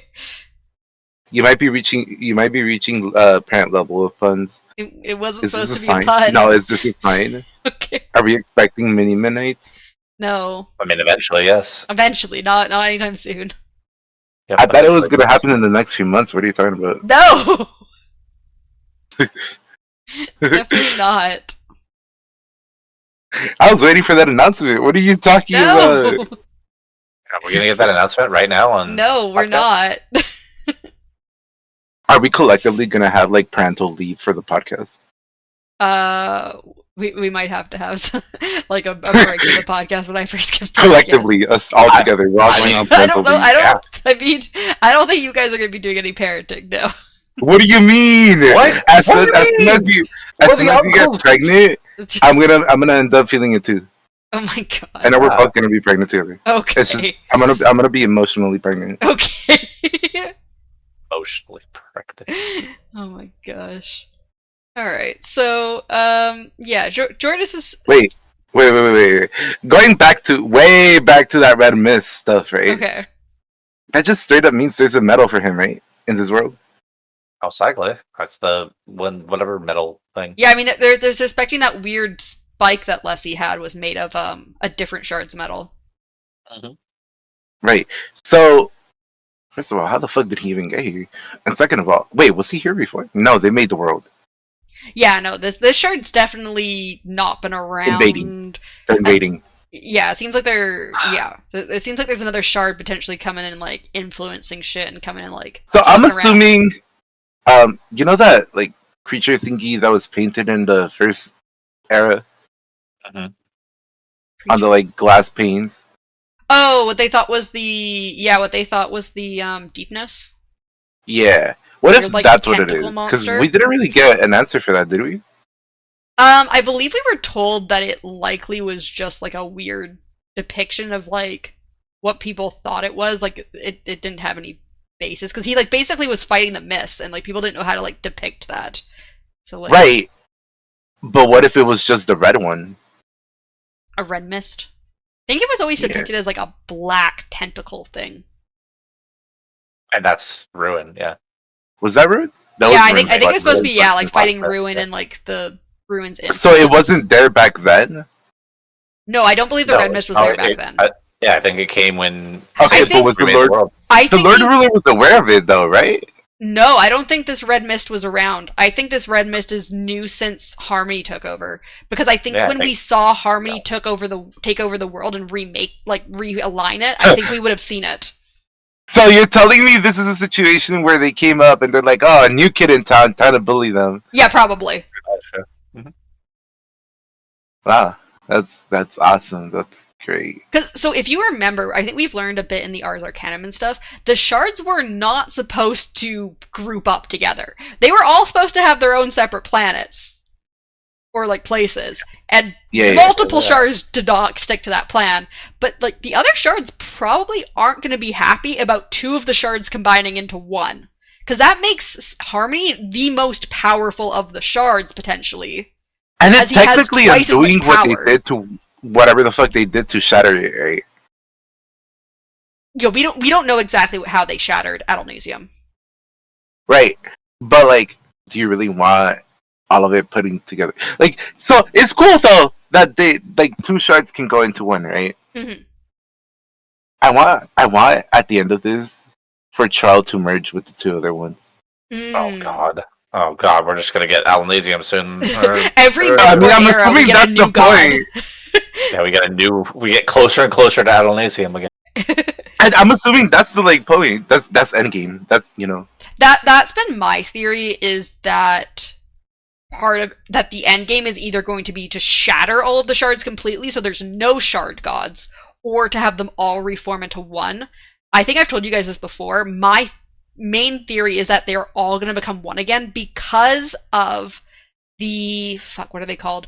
The Iriali religion on Roshar, where they have the whole thing about the one, and how every single person is a part of the one, and the one split apart to experience every experience every experience that it can. And they've always said, and we got little bits of this from, I think, Yim's point of view and from other point of views, but they say that there are different worlds that they've experienced. I think Roshar is supposed to be their third or fourth world. And then once they complete I don't remember how many lands they're supposed to go to, but once they complete their journey, the one will become one again. And so my theory is that this religion is the foreshadowing of when we see the Iriali finish their journey, we will see Adalnasium become one again. But how's that going to happen if some of the shards are already shattered? I'm assuming there's going to be a way to reform a shard. To, like, collect the power. And I'm wondering if that's going to be part of the Elantris books that are going to be coming out in the next 5 to 10 years, is that I think part of that might include reforming Dominion and Devotion. He needs to hurry up. I'm not about to be here for 5 to 10 years. We are not going to Yes, you are. That's crazy. honestly, this is how I see it for Darkness. We are going to finish this podcast, and there will still be books coming out. So we'll have to do this podcast again over and over again. Like, no, again when the new book comes out. But at least then it'll be an actual book club like thing, because everybody should be reading. Mm-hmm. And Midnight won't be ahead of us by, leaps and bounds. Yeah, we'll all have collective I think I had information. said, I think I might have said it to Darkness and I have been talking about this, or maybe it was you and me, Mythic, at one point. I think I was saying that by somewhere between 2030 and 2032, you guys will be fully caught up to me. God, that's so long. Oh my god, you're gonna be like 40, aren't you? Close. No, not by 2032, 2034. Midnight. I'll be 40. Midnight, stop lying. 2034, I'll be 40. Yeah. I'm not even gonna. How old am I gonna be? I was born in 94. Yeah. Hey, I will be 40. I will be 40. Yes. Oh my god. I'm gonna be 40 doing this podcast. That's I'll have elementary school children. Yeah. Well, one can only hope. We're in the middle of a podcast. Get off that table! There's literally one of the other podcasts that I listen to that does like the same thing kind of as us, that I kind of got inspiration from, which I talked about way back when during Warbreaker. Yeah, you did. The Shardbreaker, or not Shardbreaker, we're the Shardbreaker. Talking the Shardbreaker. the Sanderlanche podcast. They have people in their group who have had babies throughout, and like the one person you could always hear like their toddler talking in the background because they've gone through 2 pregnancies and like now into toddlerhood with their kids so far with their podcast. That's crazy though. Yeah. That's gonna be you. Yep. Yeah. That is. You're just gonna hear a little baby screeching in the background during podcast. You're like, shh, mother's trying to talk about fantasy right now. I mean, we're gonna be that far in, and then I'm gonna probably try to propose to add a new book series while we're waiting. So, because I have a book series that I really want to do, and then I'll basically Midnight's thing. I'll be the host of the podcast. Yes. All right, let's continue with we've got on a tangent. Let's continue fishing. We are on a tangent. That's usually what we do, though. We do tangents. Where the fuck were we? Oh yeah, we're at the Nowish Captain Wax speaking. We're in the epilogue now. No, we're not. No, because why were there so many fucking chapters? Because they were fairly short. No, I was like, I'm gonna read this other one and then I'm gonna go to bed. This wasn't our longest word count episode. Really? No. That's crazy. This was 19,000 something words, and I usually try and aim for about 20 to 21k. That's crazy. It just felt like a lot because the Sanderlanche was happening. Yeah, true. Honestly, that's probably exactly what it is. Yeah, because it was kind of boring. I also didn't listen to it on 1.5x speed, so. So yeah, I would have felt a lot longer. Usually I get up at like 12, and then I'm like, oh god, I gotta get this done quicker. So Jurus is stating that she wants her people's property back, and Wax replies that he doesn't see any of her property here. Jurus is upset. Yeah, I don't either. Jurus is upset by this and says that Wax's people murdered and tortured her people. Wax just replies he doesn't condone what the set did to the Malwish, and that he will see those people brought to justice. Wax continues on that neither the bands nor the airship belong to Jordis's people, since the airship was built by a different country than Jordis's. Marassi then cuts in to say that Wax should allow the Malwish to take the airship, since they are so far from home. Steris also cuts in as well, agreeing with Marassi about the airship, and saying the Malwish will be more open to trade, especially if the people of the basin offer to share their Allomancers with the Malwish. Marassi also admits that she is an Allomancer, which surprises Alec and makes him act awkwardly. Jordison speaks up, saying that she can't speak for the other Master The way she nations. explains that, though, is hilarious, to be honest. She's like, yeah, no, I'm an Allomancer too. He's like, oh, great one. Because, like, you could definitely tell at this point that he's got a crush on her. He's like, oh, shit, wait, she's an Allomancer? Oh, no. Yeah. He's like, that makes things much more complicated. At least for him. Hey, Marassi, guess what? That guy's hitting on you. Oh, thanks, Wayne. She's like, yeah, I didn't notice. Yeah, what do you think about neither Wax nor Jordis wanting to give up the bands or the airship to each other? So if you kill her, who would stop us? Exactly. Yeah. I'm just saying. Yeah, that's I the would've whole just thing. I taken think Wax makes that note later where he's like, yeah, she knows that technically she got away well because I had the bands in my hand and could have just, like, murdered them all. Yeah, that's what I was thinking too. I was like, why? Why are you, like, telling this man that he can't do something? He's literally holding this all. Also, what do you think about Steris's suggestions on the compromise about, like, you let them keep the airship and they'll do trade with us and we'll trade them? Yeah, totally. I thought that was very presumptuous of her to make that comment. To be honest. Yeah, because, you know, they're just going to want to trade with you. Yeah, 100%.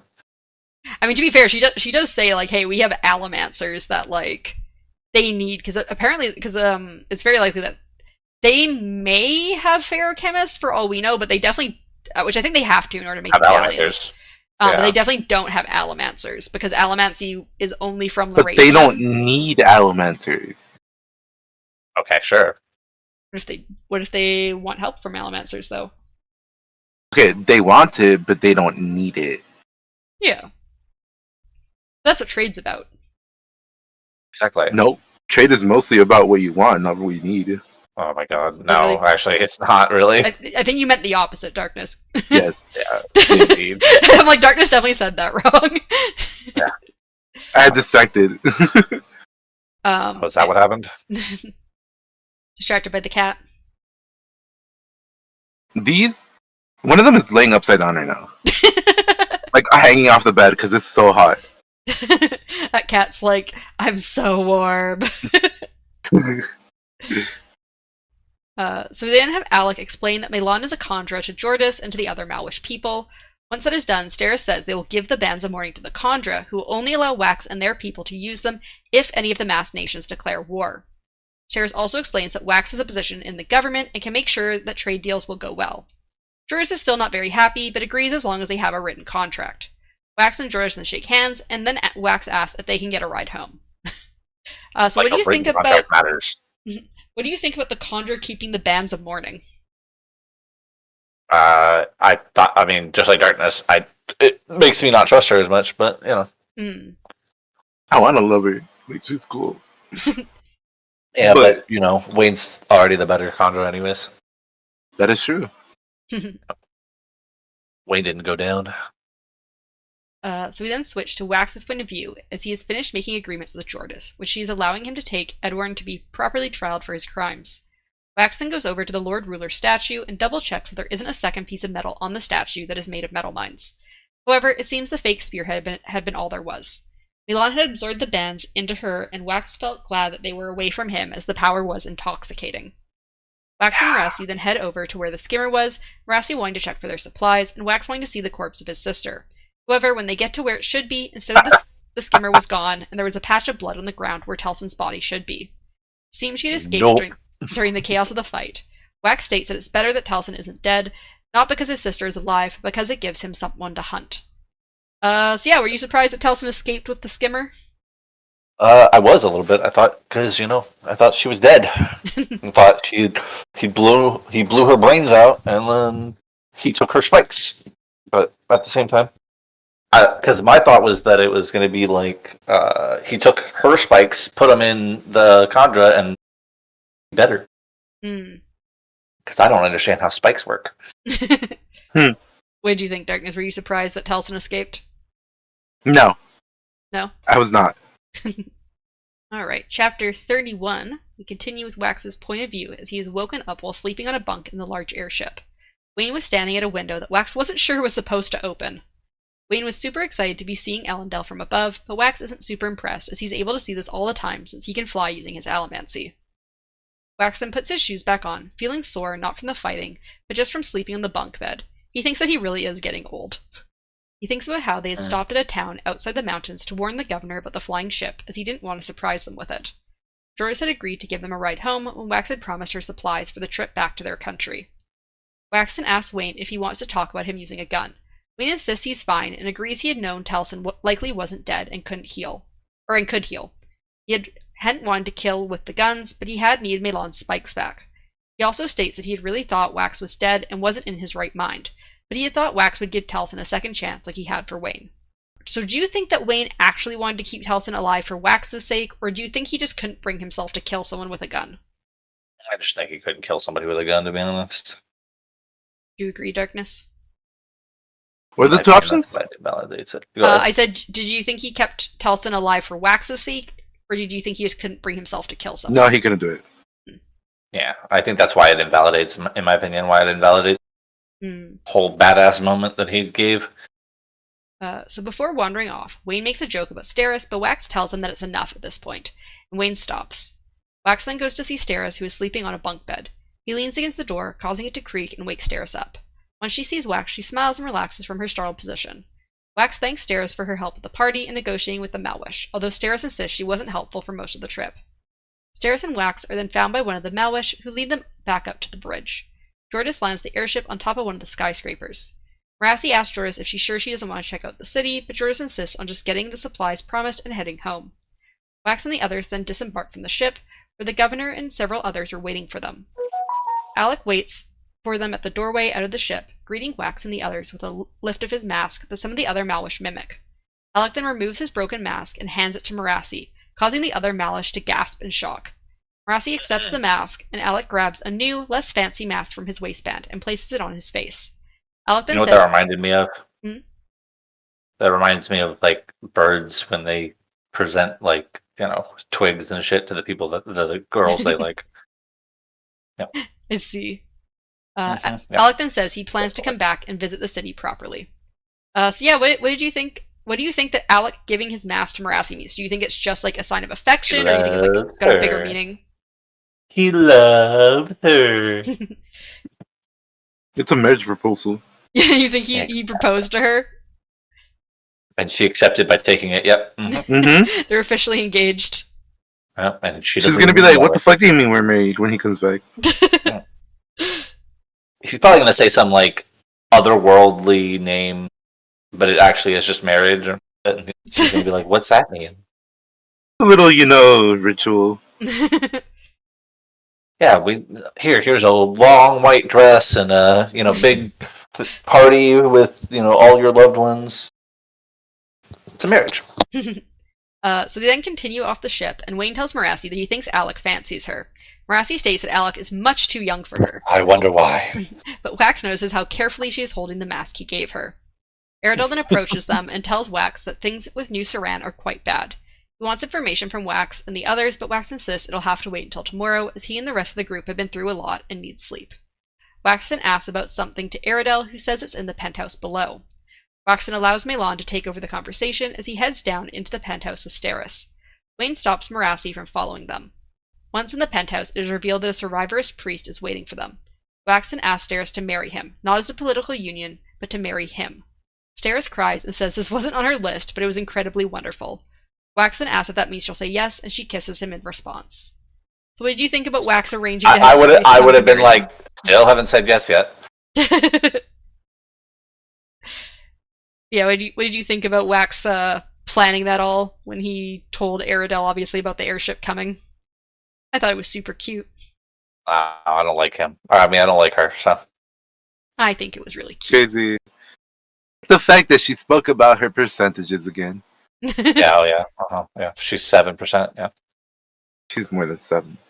I agree, but, doesn't make me like her anymore. Then I mean, she's basically my whatever the fuck that one woman's name is from Alriandra. first era. Yeah, that's it. Yeah, Or whatever. Alrian. Alriandra is the person named after Alrian that Wayne goes to see, the daughter of the person he killed. Yeah, whatever. I meant her mother, but yeah, okay. no, Alrian. I just said I was just correcting myself because I said the wrong name. So then we get the epilogue. We switch to Marassi's point of view as she works by candlelight, going over all the notes she had from interrogating the set's men that they had captured. Suit hadn't broken, but others had, but they didn't know quite enough information. She allowed Aradel and the government to focus on her worry of war and where all the men were trained. However, she focused on the whispered tales that the men had of people with red eyes visiting in the night. She was determined to find information on Trell and the red-eyed people. What did you think about Marassi's investigations? Do you think that's going to play a part in the next book? Yes, 100%, because she's talking about these red-eyed people, and at the end of the epilogue, red-eyed fucking person, and I have a giant-ass theory about who the fuck that might be. You're cutting out a little bit, Mythic, when you get really loud. I'm sure, because I'm getting all invested in the thing. Yeah. I said, yes, I think it's going to play a big part because we meet a red-eyed person in the epilogue, and then I have a huge theory on who I think that might be. Mm-hmm. Yeah, it seems like Marassi's got a lot of questions that she's going to try and get answered. Which means she'll be in the next book. What do you think, Darkness? Darkness said, unfortunately. I mean, it's what we've got so far. It's good connection to Trell and all that. Because, it also reminds me of the gun that one dude used. Oh, the Threnody gun? Yeah, because it starts off red and it goes green, right? Or green and then red. It goes green to red, like the eyes of the shades on Threnody. Mm-hmm. We do know, though, that the shard for Threnody was shattered by odium, which is what causes the shades. So that it was ambition, I believe. So ambition is shattered. Ambition's not like a current. I mean, I think I already have the answer to this question, but I'm going to ask it anyways. So what gods do we know right now? The name so we know Honor, but Honor is shattered. So all the shattered ones are Honor, Ambition, Devotion, Dominion. Those are our shattered, dead shards. Our current living shards on Roshar are Odium and Cultivation. On the White Sand planet Taldane, there's Autonomy. On Scadrial, obviously, there's Harmony, which is a mixture of Preservation and Ruin. Who else do we have? Warbreaker has Endowment. She's alive. We have... There was no shard on Sixth of the Dusk. Is that all of the shards we have? I'm trying to think if they've named any that we haven't seen yet. I don't think so. I think those might be... I think the ones that aren't shared, I think, are just Odium, Cultivation, Autonomy, Endowment, obviously Harmony, but obviously Harmony wouldn't be the extra shard on Scadrial. So I think it's just 4 that you guys know that aren't shattered, and possible options. Go on. I'm waiting for the epilogue before I give my long-winded theory. So we switch to Suit's point of view as he waits in his prison cell, unaffected by the lack of accommodations. He was proving himself by not breaking and saying anything to the constables, and was rewarded by a man who looks like a beggar but with red eyes coming into the jail hallway. Suit calls the red-eyed men the set's own faceless immortals. The man says they are impressed that Suit did not break and will accept his suggestion to accelerate their plans. So what do you think the red-eyed people are? Do you think they're Khandra, or do you think they're just immortals like the Khandra? I think they're immortals like the Khandra. I'm waiting for us to get to the thing before I go down my long-winded thing. Do you have any thoughts about what these red-eyed people could be? Watch them be human hybrids. And you just been messing with us the whole time that they can't breathe together. I would literally cry and never trust you ever again. Wait, explain what do you mean? He's talking about the Khandra human hybrids that he's claiming Wayne might be. Oh, yeah. Okay.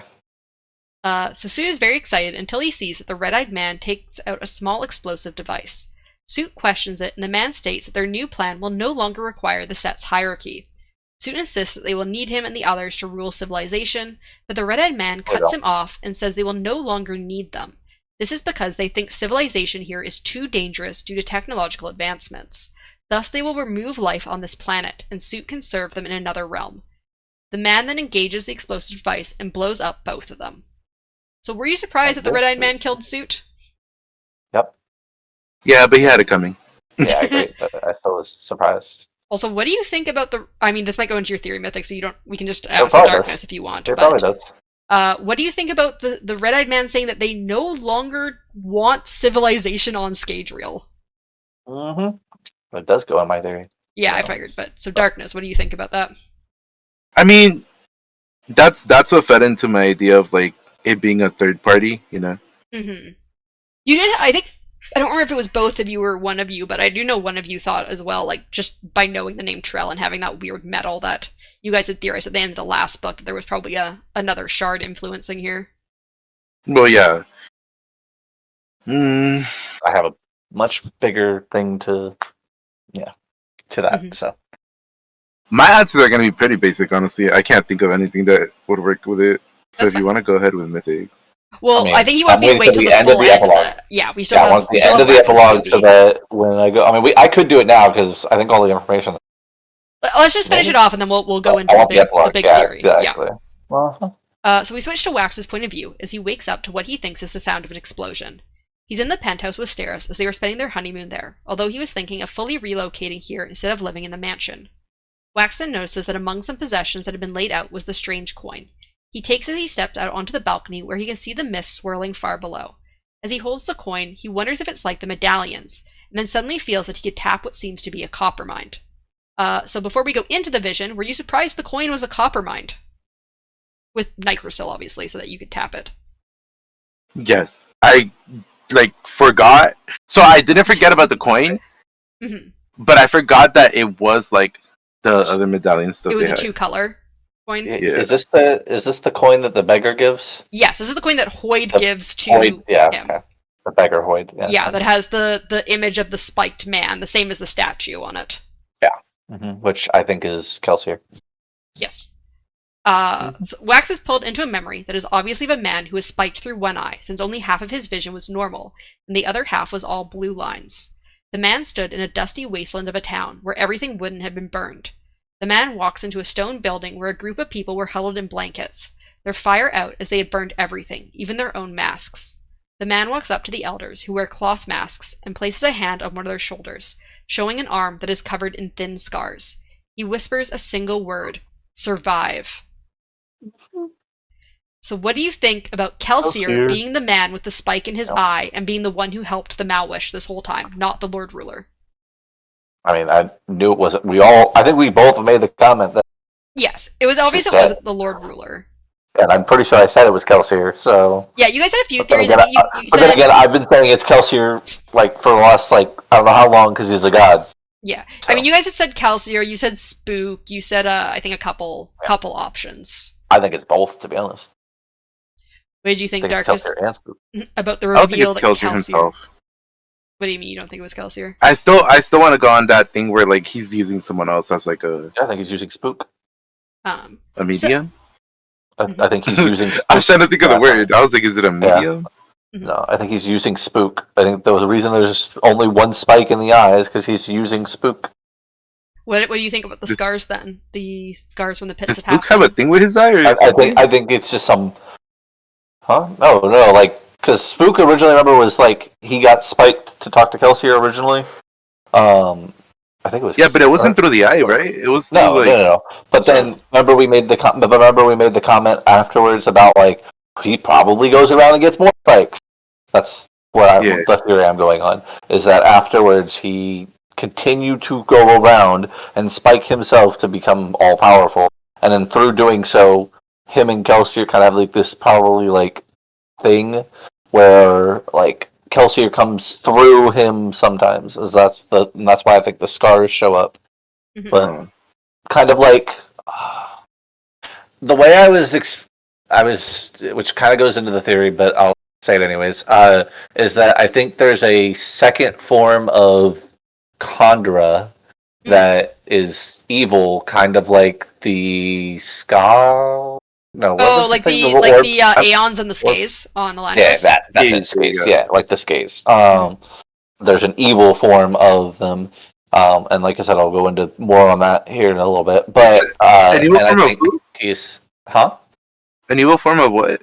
The Khandra. Khandra Okay.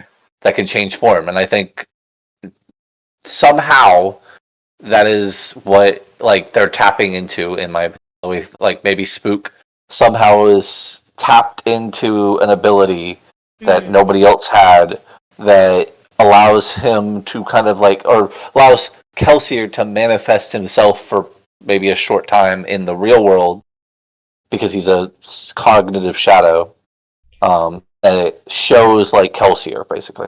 Well, we do know, based on the Returned in Warbreaker, that a cognitive shadow taking over a body can change how the body looks. Like, that's how all of the Returned are like these like huge people, how Vasher can change his appearance, and also how the royal family that Ciri and Vivenna are part of can change their hair color because they have like a little bit of that blood in them.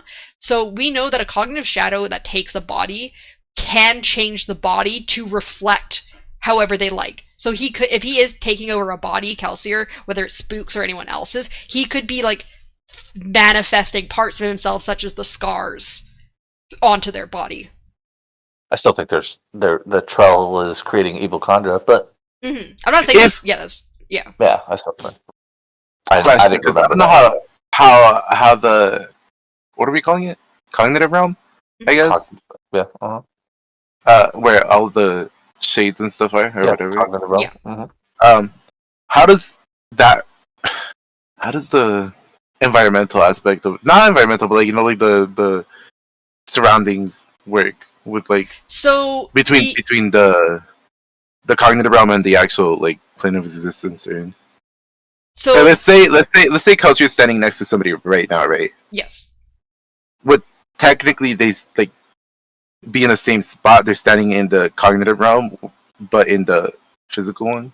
Yeah. So basically, what we know of the cognitive realm and what we've seen of it, I think mainly through Mistborn Secret History with Kelsier, is that so basically how the cognitive realm works is the cognitive realm is a world created through humans or like sentient beings, how they like relate to the world and how they perceive the world. So the reason why the cognitive realm in Mistborn is misty is because that's how people relate like spiritual and like they relate the world and powers to mist, whereas in Roshar they have like the bead ocean because everything around them is based on like spheres and like things being trapped in spheres for like stormlight and stuff. So basically, when you move in the physical realm, the cognitive realm basically mirrors the physical realm, but not fully one-to-one because it only mainly mirrors places that people like know about. So like that's how we've talked about how people can get from world to world via the cognitive realm because like the space between planets isn't something that humans conceptualize, so it isn't there. But when you're in a place where humans exist, the spiritual realm and physical realm not spiritual, sorry, the cognitive realm and the physical realm mainly mirror each other, and so your mind, your soul, basically is in the same place in the cognitive realm as your body is in the physical realm. Like, it's connected. Because we see in Mistborn Secret History, Kelsier can see people moving around. Like, he can find his friends and stuff like that and, like, listen in on their conversations by, like, touching their little soul misty essence. Right. So does it work backwards? Right. It works backwards. So where you're standing in the cognitive realm, you're standing in the physical realm. Kind of. If you have a part of yourself in the physical realm, yes. So like, because like you're not physically in the physical realm if you're in the cognitive realm. Always. Right. So what I'm saying is though, like, you know how they had that misty form, that like, you know, that humanoid form. Yes. When they carried the power or whatever. Mm-hmm. Were they in Shadesmar when they carried the power? So Kelsier was, because Kelsier didn't have a physical form. Vin was in the physical realm, but when you carry the powers, you can see into all realms. So she was able to peer into the cognitive realm. Okay, but she wasn't in. Her soul was in the spiritual realm, but like her body and like her what she was seeing was mainly in the physical realm. Because technically, an aspect of you is always in the cognitive realm, but that you can't access that in any way, except with the specific powers. So then, how the fuck does shooting like shades work? So and shades... at that point, in that one world where like the shadows were, right? So in Threnody, the shades, because of Ambition's power that was splintered outside of Threnody, it's giving the shades an ability to leech into the physical realm. Just like how Spren and Roshar are cognitive beings, but when they have that bond with humans, they can leech into the physical realm. Like how Soul does and Pattern does. And so the Shades, because of this power from Ambition that was splintered, they're leeching into the physical realm through certain triggers. And I believe the certain triggers were things like starting fire, killing people, like running for some reason. Like there were certain triggers that like pulled them from the cognitive realm further into the physical realm to be able to kill people. So there's ways that can bring cognitive beings through to the physical realm.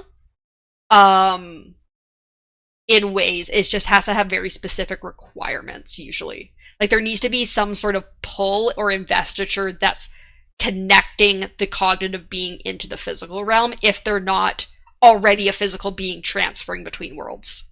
Right. And is the shifting of like how a thing is only limited to Kaladin's world? No, because as I said, the Shades are also doing that on Threnody. So like there's an ability to do that otherwise.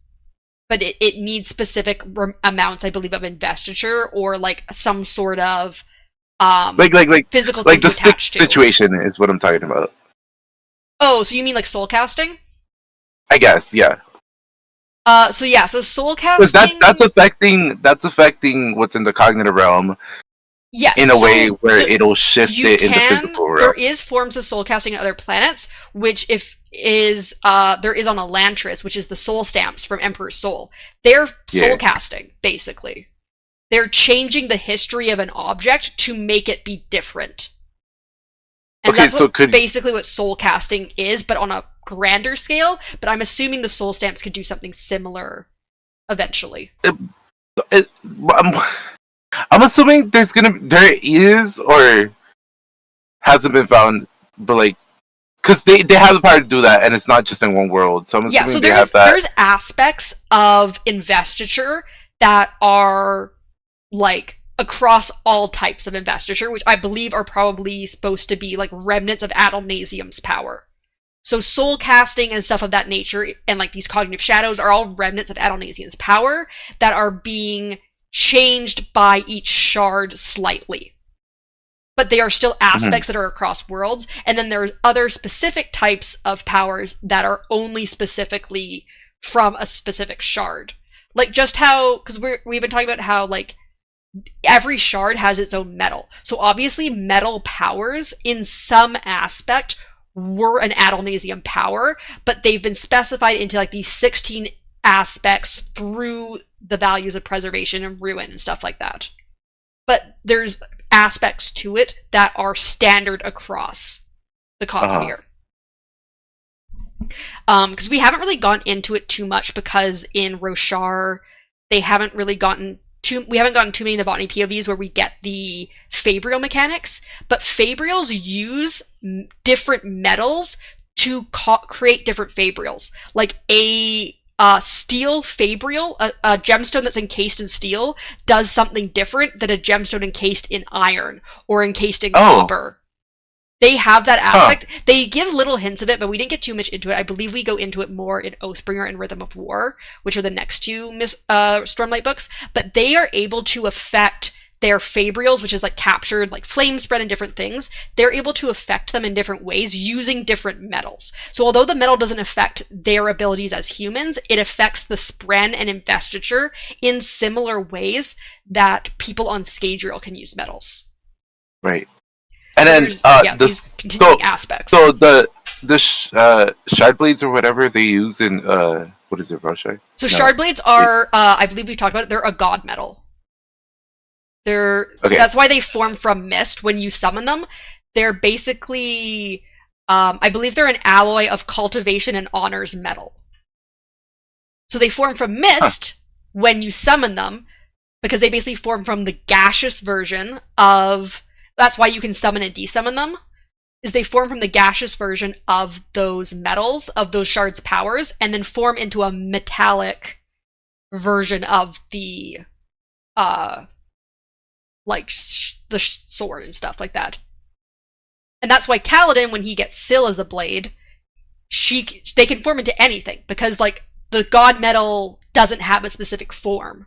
It can be shaped into anything, but when they're not being properly held by someone invested enough that like is properly connected to it, they can't change form. They're stuck.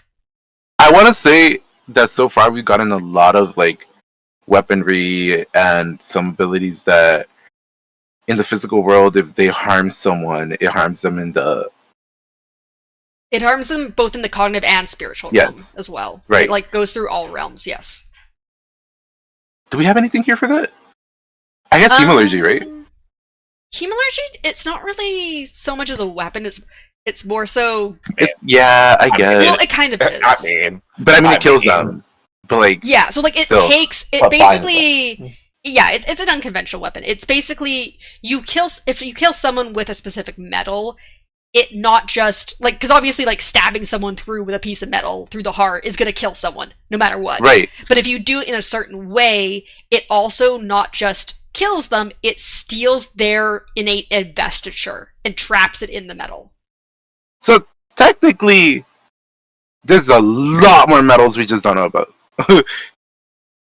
There could be. They just aren't allomantic metals. Well, as long as they derive from a god, right? Oh, sorry. Yeah, you mean god metals. Yeah, so there'd also be 16 god metals, as well as 16 non-god metals. At that point, Alonasium is just an alloy. Alonasium is an alloy of 16 metals. Alloy of 16 metals, yeah, exactly.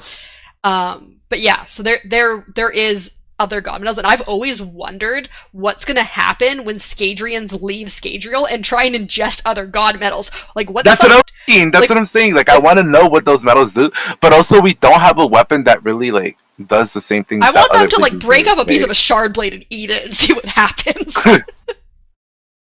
Or we don't be. But yeah, we don't have a weapon like that here, right? No, we don't. They don't have like No, they don't have like a weapon made of the god metal, because they ingest instead the metal and make themselves the weapon. Right, but I mean we don't have a weapon that can harm the I'm assuming if the cognitive realm version of you. No, I'm assuming that potentially if you made any god metal into a weapon of some sort, you could probably, like, I'm assuming it would have maybe similar effects to a shard blade on Roshar. Just because it's inherently part of the god's body, also, and god lives within all three realms and controls all three realms. I do want to say that that gun that holds shades or whatever, that's a Pokeball. I know you called it that previously too when we first read it. Like, what other explanation is there? It's a ghost. And I kind of want specifically one. Ghost Pokeball. It's taking the spirits of dead people and shooting them at others to kill them and hurt them. That's great, honestly. And those shades would make great police. Stops people from doing crimes. It's a very harsh punishment, because the shades disintegrate people.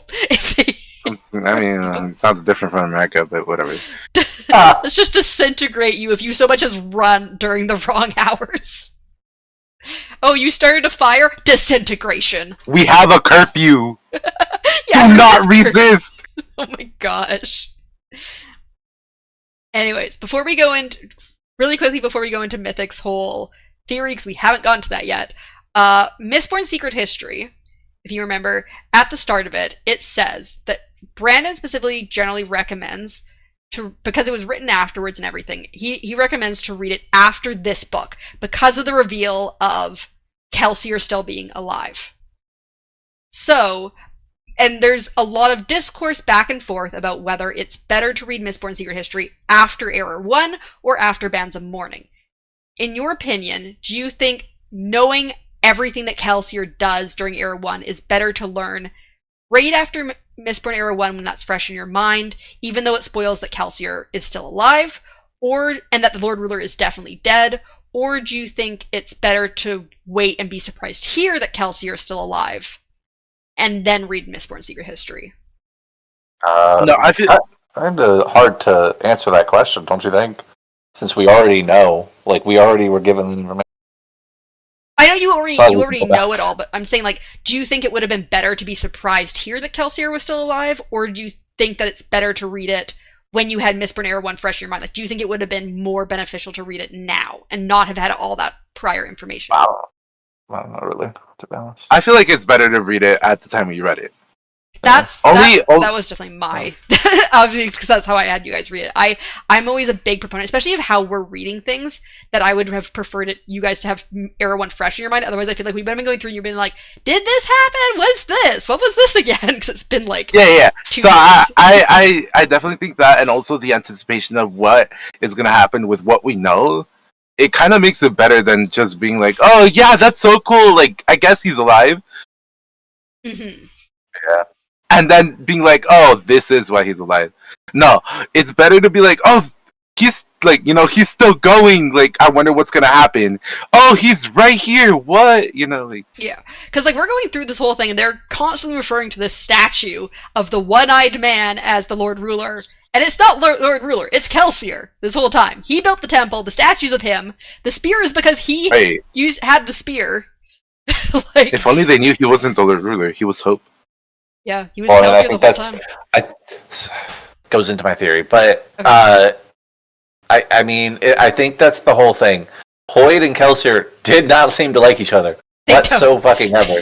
So my thought was when Hoyd handed him the medallion, all the memory of what Kelsier did, and know it was Kelsier. I don't think Kelsier wanted anybody to wanted everybody to think it was the Lord Ruler or some, entity that did all of this. And because Kelsier wanted it that way, Hoy was like, nah, somebody's got to know. So he just gave the information up, is what I think. I fight between the two. Mm. But all right, do you want to go into your theory? Because that was the end of the epilogue. All right. It's a long theory. Yep, let's go. We're going to start with the red-eyed guys, okay? I think that the red-eyed guy is he is either the god, a god, one of these other shards, and I'll explain why I think this in the whole theory. He's either a god that came here, kind of I think Odium is to their realm. I can't remember that realm's name now. Roshar? Right? I think it's Roshar. Roshar is the one where Honor's from. Where Honor, yeah. Yes. Anyway, okay. Yes, so yeah, Odium is in that same Odium thing, right? Yeah, okay. So Odium is into that realm, okay? Because that realm seems to have 3 fucking people, unless one of them is Odium, okay? But it seems to have 3 gods, and so my Odium thought is one of the 3. is a 3rd god who came from a different place that shattered. I think. Cutting out a little bit. What'd you say? Oh, okay. All right. So I think if my theory of Odium came to this other world with honor and cultivation, I think is what the other one was. Were the 2? Because they came there, they are creating infecting the world, because the world is not supposed to have 3 gods. You've stated numerous times that they were all supposed to have 1 god, one a quick god per planet. We know that Odium came later. Honor and Cultivation went there first. Odium came later after killing a bunch of some of the other gods. Yeah, the other shards. Yeah. So because he's come, the world is like beginning to like crumble or whatever is the word that I had. I wish I wrote this down. Is like he's infecting the world, creating issues, and because of that theory that odium is that way, I think the red lightning, the red like all of red being like in like his color made me think, okay, well, maybe at first it made me think, well, maybe Trell is actually odium coming to this planet. Then I started thinking about it, and I said, you know what? No, it can't be odium. I feel like it's a different god. And then you even more solidified my theory when you made the comment that when Harmony and him connected, that makes a really powerful god, and the other gods probably wouldn't take kindly to that. So I think another god has come here to stop that, to stop Harmony's like connection. And because he's come here, it created another red coloring thing, being these red-eyed people. He created like Khandra that are evil in his image instead of in I guess Harmony's image. He's created his own Khandra that are now they're his own faceless immortals. Because he created them, that's why they have red eyes. Red being what's incorporating. I think red is the incorporation of like corruption in the system, whatever system they're in at that current moment. And another god comes to that. I'm gonna let you know you are correct about the red coloring. The red is a corruption of the investiture in some way, or a corruption of like this other god coming in. Red is not Odium's color. Red, I believe, is because he's corrupting Honor's like spren and like Honor's like influence. So yes, and that's why I thought. Well, that's what I said. I thought at first Odium's color was red. Originally, when we first get mentioned to Odium seems to be red, where like all of these gods seem to have like a color specific thing to them at some way. Yeah, Odium's color is not. His is actually gold.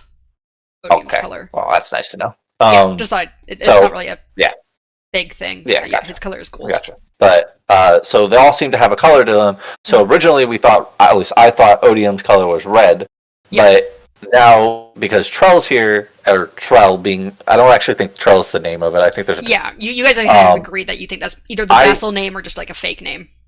Yeah, I think it's either I think it's the other one's the autonomy or whatever we had, I think, or something to that. I think this whatever we had a name for it, like one that I thought we came up with one or something. I think you guys had come up with autonomy is the white sand god. Yeah. I think it's like either autonomy or it is like somebody using autonomy's power. The reason I think so is because a lot of like these books seem to be showing the like world hoppers coming to these worlds. And when they come to these worlds, I haven't seen any ill effect of that, right? But there should be, in my opinion.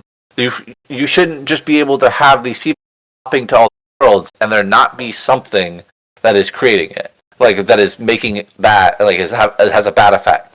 I think, in my opinion, the only person who should be able to do that is Hoyd for some reason, but I haven't figured out why I think he's an entity that is like outside of everything, Hoyd is from Yolen, and we know that humanity in general came from Yolen, and technically all humans, except for Scadrians who were created by Preservation and Ruin, pretty much all humans are technically world hoppers, or their ancestors were world hoppers at some point, because they all came from Yolen. Okay, I thought they were all created on each planet. No, it's just, I think I tried to specify this previously. Just Scadrial created people. Every other god did not create sentient life. They just found planets that already had sentient life on them and settled there. But, okay, wait, yes. Like, that makes sense because my theory on the Roshar, is it Roshar? The one with the with honor? Yep. The crab humanoid things are the like home, the ones that called this home originally, is my theory, right?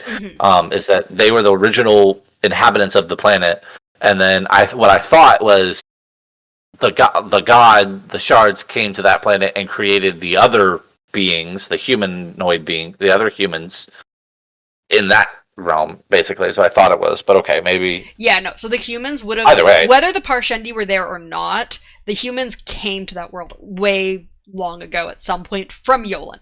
Maybe stopping at other planets along the way, but technically humans are only native to Yolan.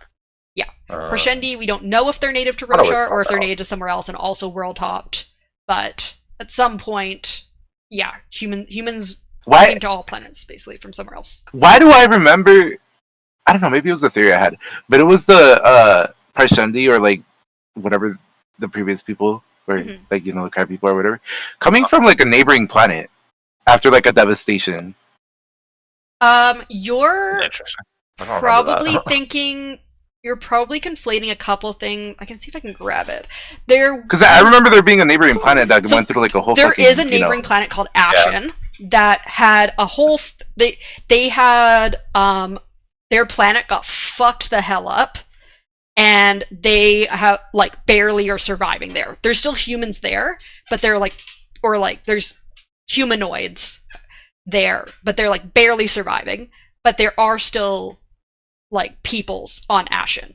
Because in the Ars Arcanum is probably where you're getting that from, is they talked about how in the Rosharan system there are the 10 gas giants, and then there's the 3 rocky planets in the habitable zone, which is Roshar, Ashen, and Braze.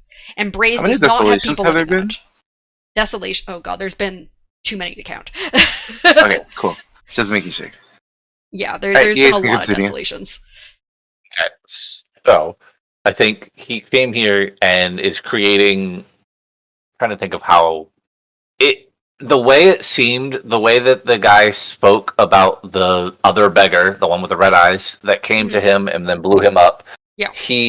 It seemed like he was trying to say something like they take bodies, right? Like instead of he was definitely implying that the guy wasn't just a random beggar, that he just looked like a beggar, or had taken over the body of a beggar. He take a body, and so my thought was that maybe instead of like the way Khandra like kind of eat the dead, like a dead body or whatever, and then kind of assume that form, that instead of doing that, they kind of like parasites, like they're parasites, like they go into like a living person and then they corrupt them into being something that they could like shift the form of, right? Because then they instead of them like being able to basically transform themselves, the way they transform themselves is basically just jumping to new hope, right?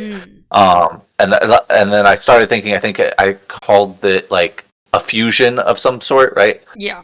So like they fused together and became a new being, and then that being, I think, is being kind of like how the like they're being controlled by the other god, kind of like the shards would for people, right? Where like the Lord Ruler could control the certain like creatures as long as they had spikes in them. Yeah.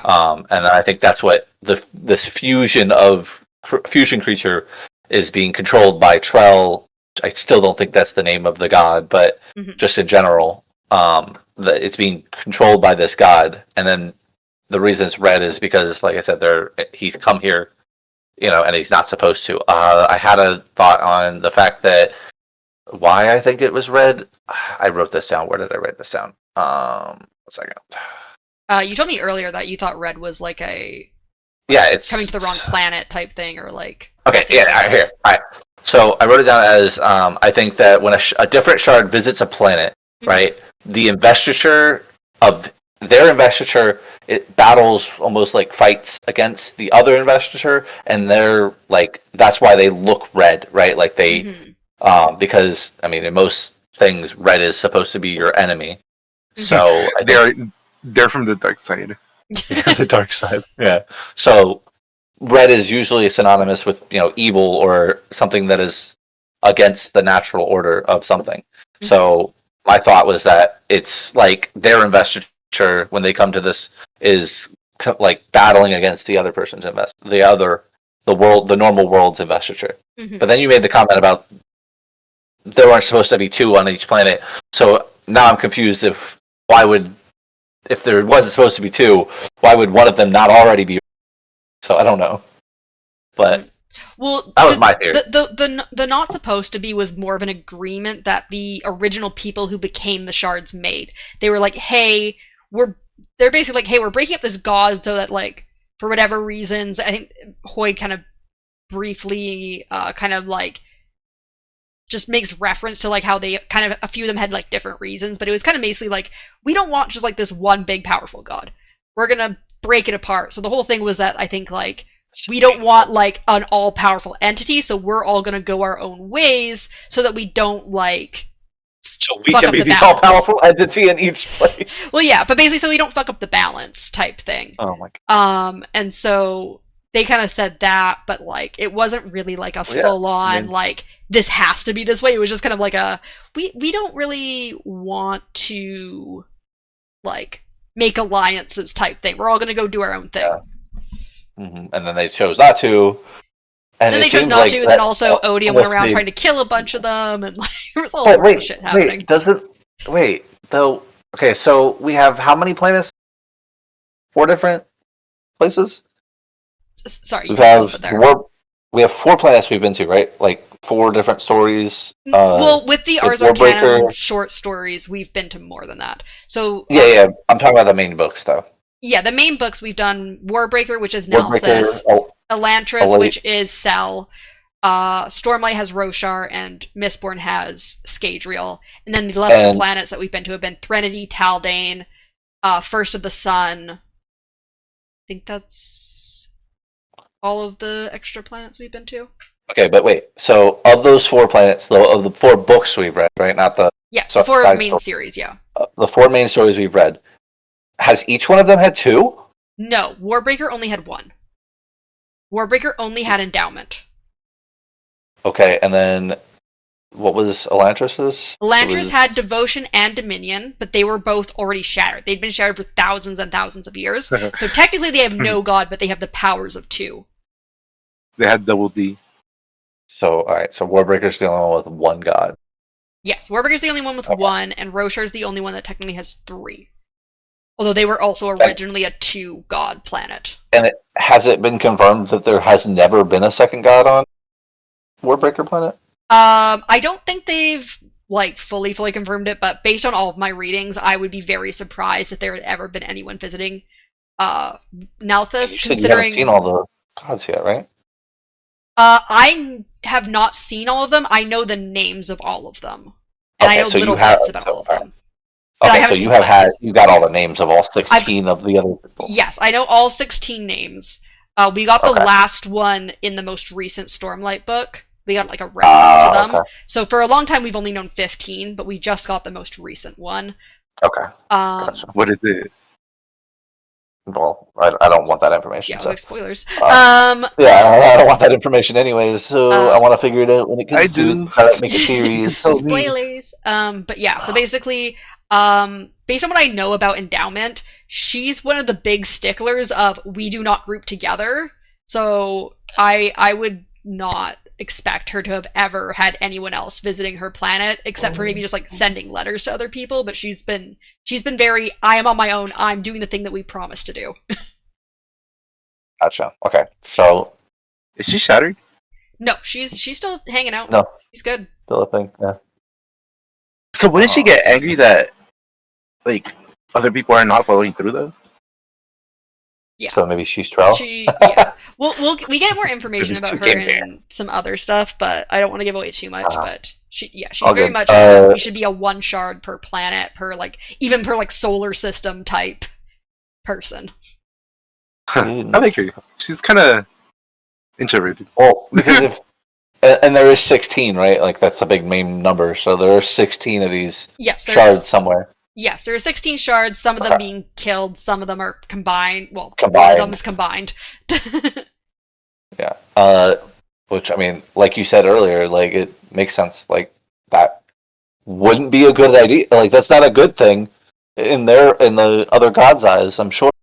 Because, I mean, that's closer, you're getting closer to Adelazium. Yeah, exactly. I'm pretty sure none of them want combinations. Yeah, so that would make sense, in my opinion, why Trell would come to this planet to, stop them. You know how Ren controlled all the Inquisitors or whatever? Mm-hmm. I want it to be like that, but like a hive mind sort of situation with the conjure you're talking about. With the evil conjurer, yeah. Kind of like how the sleepless are, like what we got from Edge Dancer, where they had like they're made of little mind, yeah. they're made of like a bunch of little Kremlings, but they're all technically one person. Mm-hmm. Yes. Yeah. Yeah, no, that's what the one guy made me. Because when he said red, I mean, red has been stated a couple times now, but Yeah. when they said red, I was like, that's odium. And then I started thinking about it, and I was like, wasn't there a reason that odium was stuck where he is? Like Yes, he made some sort of I deal. don't remember why, but Or no, I don't think it was a deal. He got trapped by Honor and like there was like a whole thing. They haven't fully got into it because we're not done Stormlight. But, there's a thing that's basically kept Odium trapped in the Rosharan system. Yeah, so he can't leave anyways, so it couldn't be him. A legal pursuit. However, it depends how long Trell's been here, because remember, this happens after Stormlight. It depends how Odium's doing after Stormlight. True. I still don't think it's odium. It's only, I think... Right, it's Odium's boyfriend/girlfriend. It's only like 5-10 years, though, after Stormlight. So he'd have to get there like right away and start fucking shit up. So here's the thing. I feel like because all of these gods have different like ability, things. Like they're showing different things, right? Yeah. How hard would it be for, let's say, a god to, separate their shard more? Like just chip off a bit of their shard, right? Like chip off a bit of themselves and create like a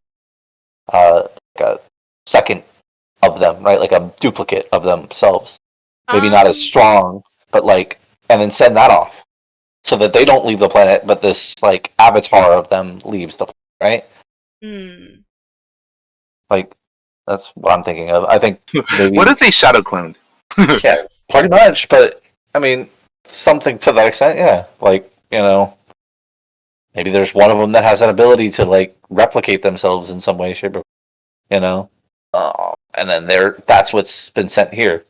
And because they're not technically the god, they took the name Trell instead of whatever, right? The way when Midnight gets quiet like this, it makes me feel like I'm onto something, but like slightly off. I was gonna say as well is you could relate that to how I think Syl has mentioned a little bit about this, how when Honor shattered, the like Honor Spren, not just the Honor Spren, but I think a lot of the Spren are considered little pieces of him that have become sentient. Yeah, see? Okay, so yeah. Alright, so maybe that's what happened. And then we do... That would make it that even it could be any of the Shattered Shards, though, too, potentially, then. If that would be the case. Oh, it could be right. It could be Ambition, or it could be Devotion, or Dominion, or even Honor. Well, I don't think it's Odium post-Shatter. He gets shattered, and then a piece of him comes out to Scadrial. Yeah, I mean, you did say it was after, so... It is. It's soon after, but it is after the end of Stormlight 5. Like, how soon are we talking? I think it's like 5-10 years. I don't know if that's enough time for... Yeah, that's enough time for... It'd be very quick. Be like, Papa! It would I'm be here! Very quick. I found a new planet to destroy! Okay, so... Because you made the comment, now I'm confused. Have you already gotten a... You would know? You cut out. Have I gotten what? Have you ever... you're not going to answer it, I already know. Okay. I said it's a curiosity in my head that I'm going to say aloud. Have we... In all the books you've read already, have you already gotten a point where, like, they combine the shards back together and reform a god, basically? Because with that thought, you were like, because when we originally were talking about it, you were, yeah, if they'd all formed together, but they'd have to reform shards together to create autonomy back, right? Or whatever the fuck. No, not autonomy. Whatever Ambition? the fuck. Adonasium.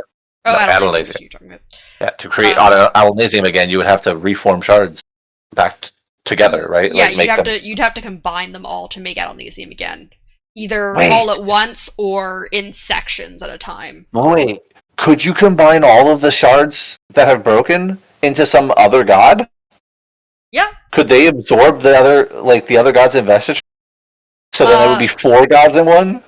Yeah, so currently, Oh, we don't know shit. how to reform a Shattered God. As of what you guys know, you don't know of any way to reform the Shattered Gods. But I was talking about you, but yeah.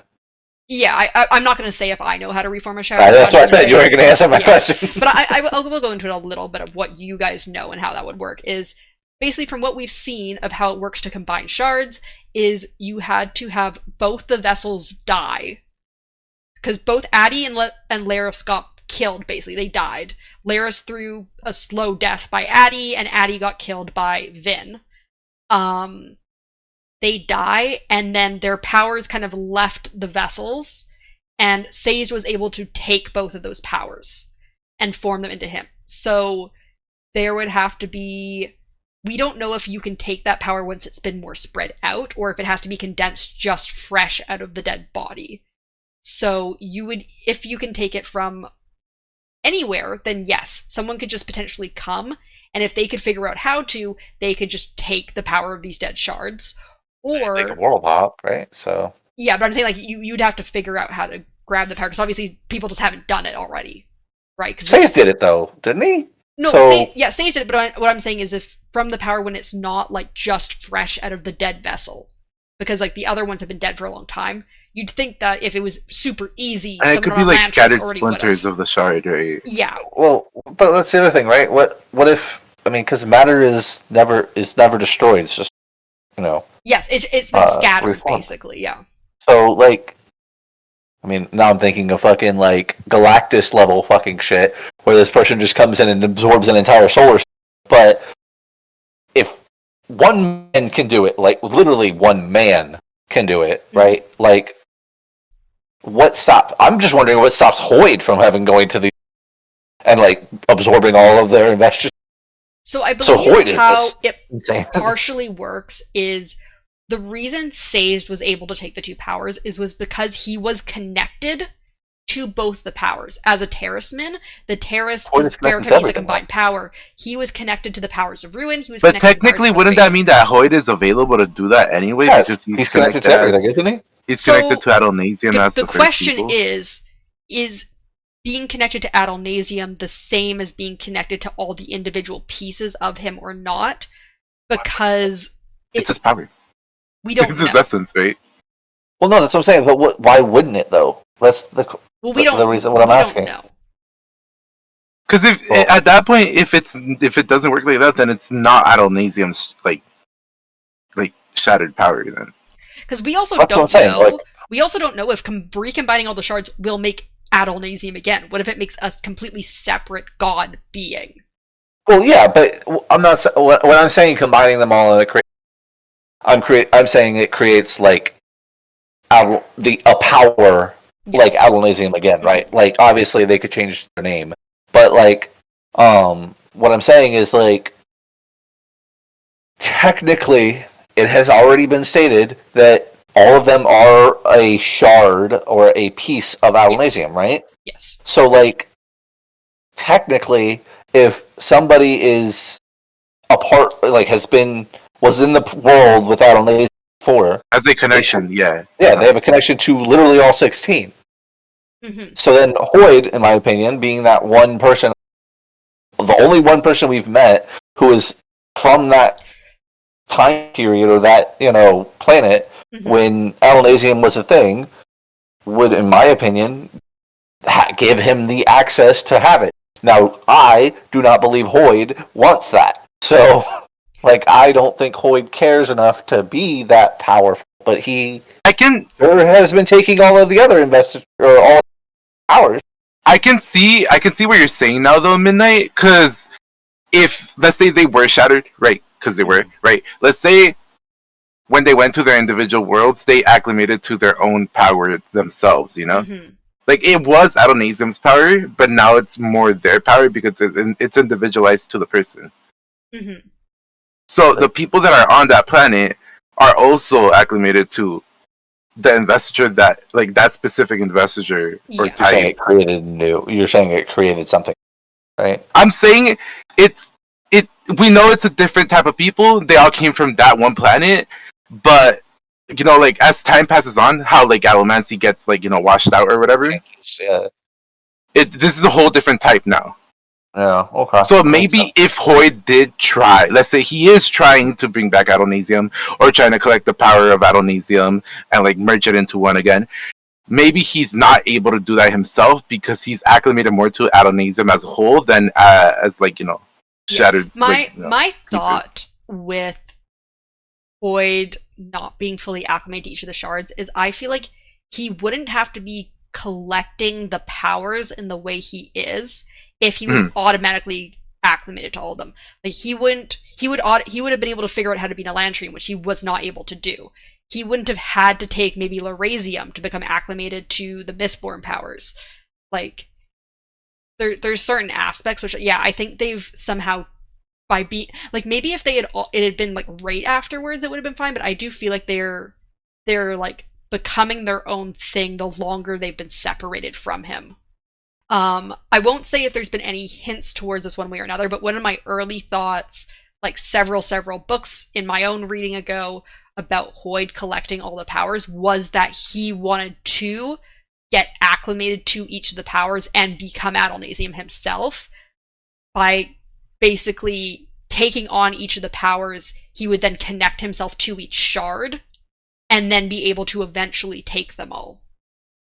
I mean, couldn't he just be wanting to stop it as well? He could be. There's been very little about Hoyd's, and like Brandon's been specifically intentions.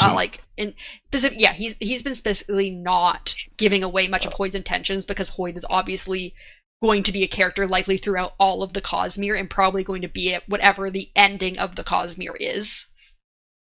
So like we've not gotten a lot of what his true intent is. Okay, I have a question for you with all of your knowledge.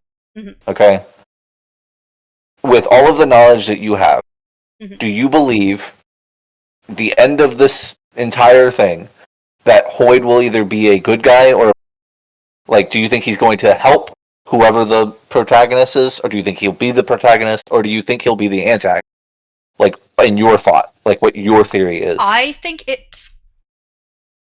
there's a couple theories that are out there and that I also believe that could be the end of the Cosmere. I don't fully know what I think Brandon's end will be, and I think depending on which way he goes with the ending, I don't think Hoyd's ever going to be the main character, except for maybe in the flashback Dragonsteel book that Brandon's been thinking of writing. But I don't think he'll be the main character of the Cosmere, but I think it really depends on where Brandon takes the end of the Cosmere, on whether I think Hoyd could be a friend or foe, depending on where Brandon goes with it and what Hoyd's true intentions are. Like, if Hoyd's true intention is to reform Adonesium, I think he'll be a friend to who's ever doing that. If I'm wrong about that, then I think he might specifically, like, be an antagonist, like, final boss, maybe, or something, trying to stop people from reforming Adonesium. Like, I'm not 100% sure. Yeah, and the other question that I have is, and this I want you to you probably be as vague as possible, right? Mm-hmm. Have any of the books ever, have you met any other person who is like Hoyd has been from that place? Oh wait, we had that one person, don't we? Wait, we had that one person that messaged him, right? Yes. Yeah. I was trying to remember actually while we had been talking. What was her name? Letter.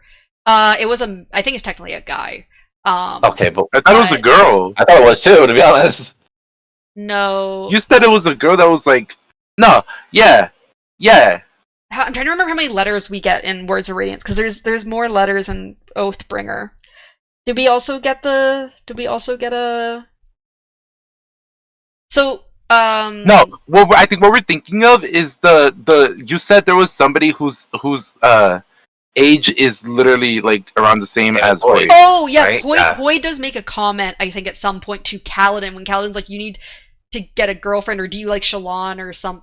No, I think Hoyd asks Kaladin if he likes Shallan at one point, and Kaladin's like, "No, she's a Light Eyes," and then Adolin comes in being like, "You're not flirting with Shallan," because Shallan gives him a hug when she meets him again, and Hoyd's like, "No, I would need someone my own age, but there's only one other woman I know of, and she doesn't like me very much," I think is what we're referring to. You guys are referring to her. So he's referring to, I believe, in that message, because he says in the vicinity there's only one other woman who's my age. I believe he's referring to Cultivation's vessel, because Cultivation's vessel is a woman. And that Cultivation, I think, potentially doesn't like him very much. Any of the original vessels who are still alive, which I believe is at least some of them, are from his planet. Because he was there. It happened on Yolen. So any of those vessels, like Laris and Addy, they were original from Yolen. Endowment's vessel, original from Yolen. Cultivation's vessel, original from Yolen. Odium's vessel, original from Yolen. Honor, before his vessel died, was an original Yolen. Like all of these vessels were originally Yolish people, and I'm assuming there's going to be a new Honor vessel then. There's also one other person that Hoyd writes to, in I think Words of Radiance. That's also. I thought that was one in the Way of Kings. Might be the Way of Kings. I don't remember where the letter is. I thought that's what I thought it was. I don't remember. I think we get the first. I think we get the letter from Hoyd to this person in Way of Kings, and then we get the response letter in Words of Radiance. Okay. I think is how it works. But there's a person he writes to, which is the leader of the 17th Shard, who Demo and Galadon and the other guy are working for. Remember, because they're in the Pure, like looking for Hoyd, and Hoyd sends a letter to the person saying, "Hey, get your guys from the 17th Shard to leave me alone, or maybe actually help out for once." And that person is one of his friends, I believe, from Yolen, that he's writing to, who's in charge of this group of world hoppers. Wait. 17th Shard? I thought there was only 16. There's only 16. They call their group the 17th Shard.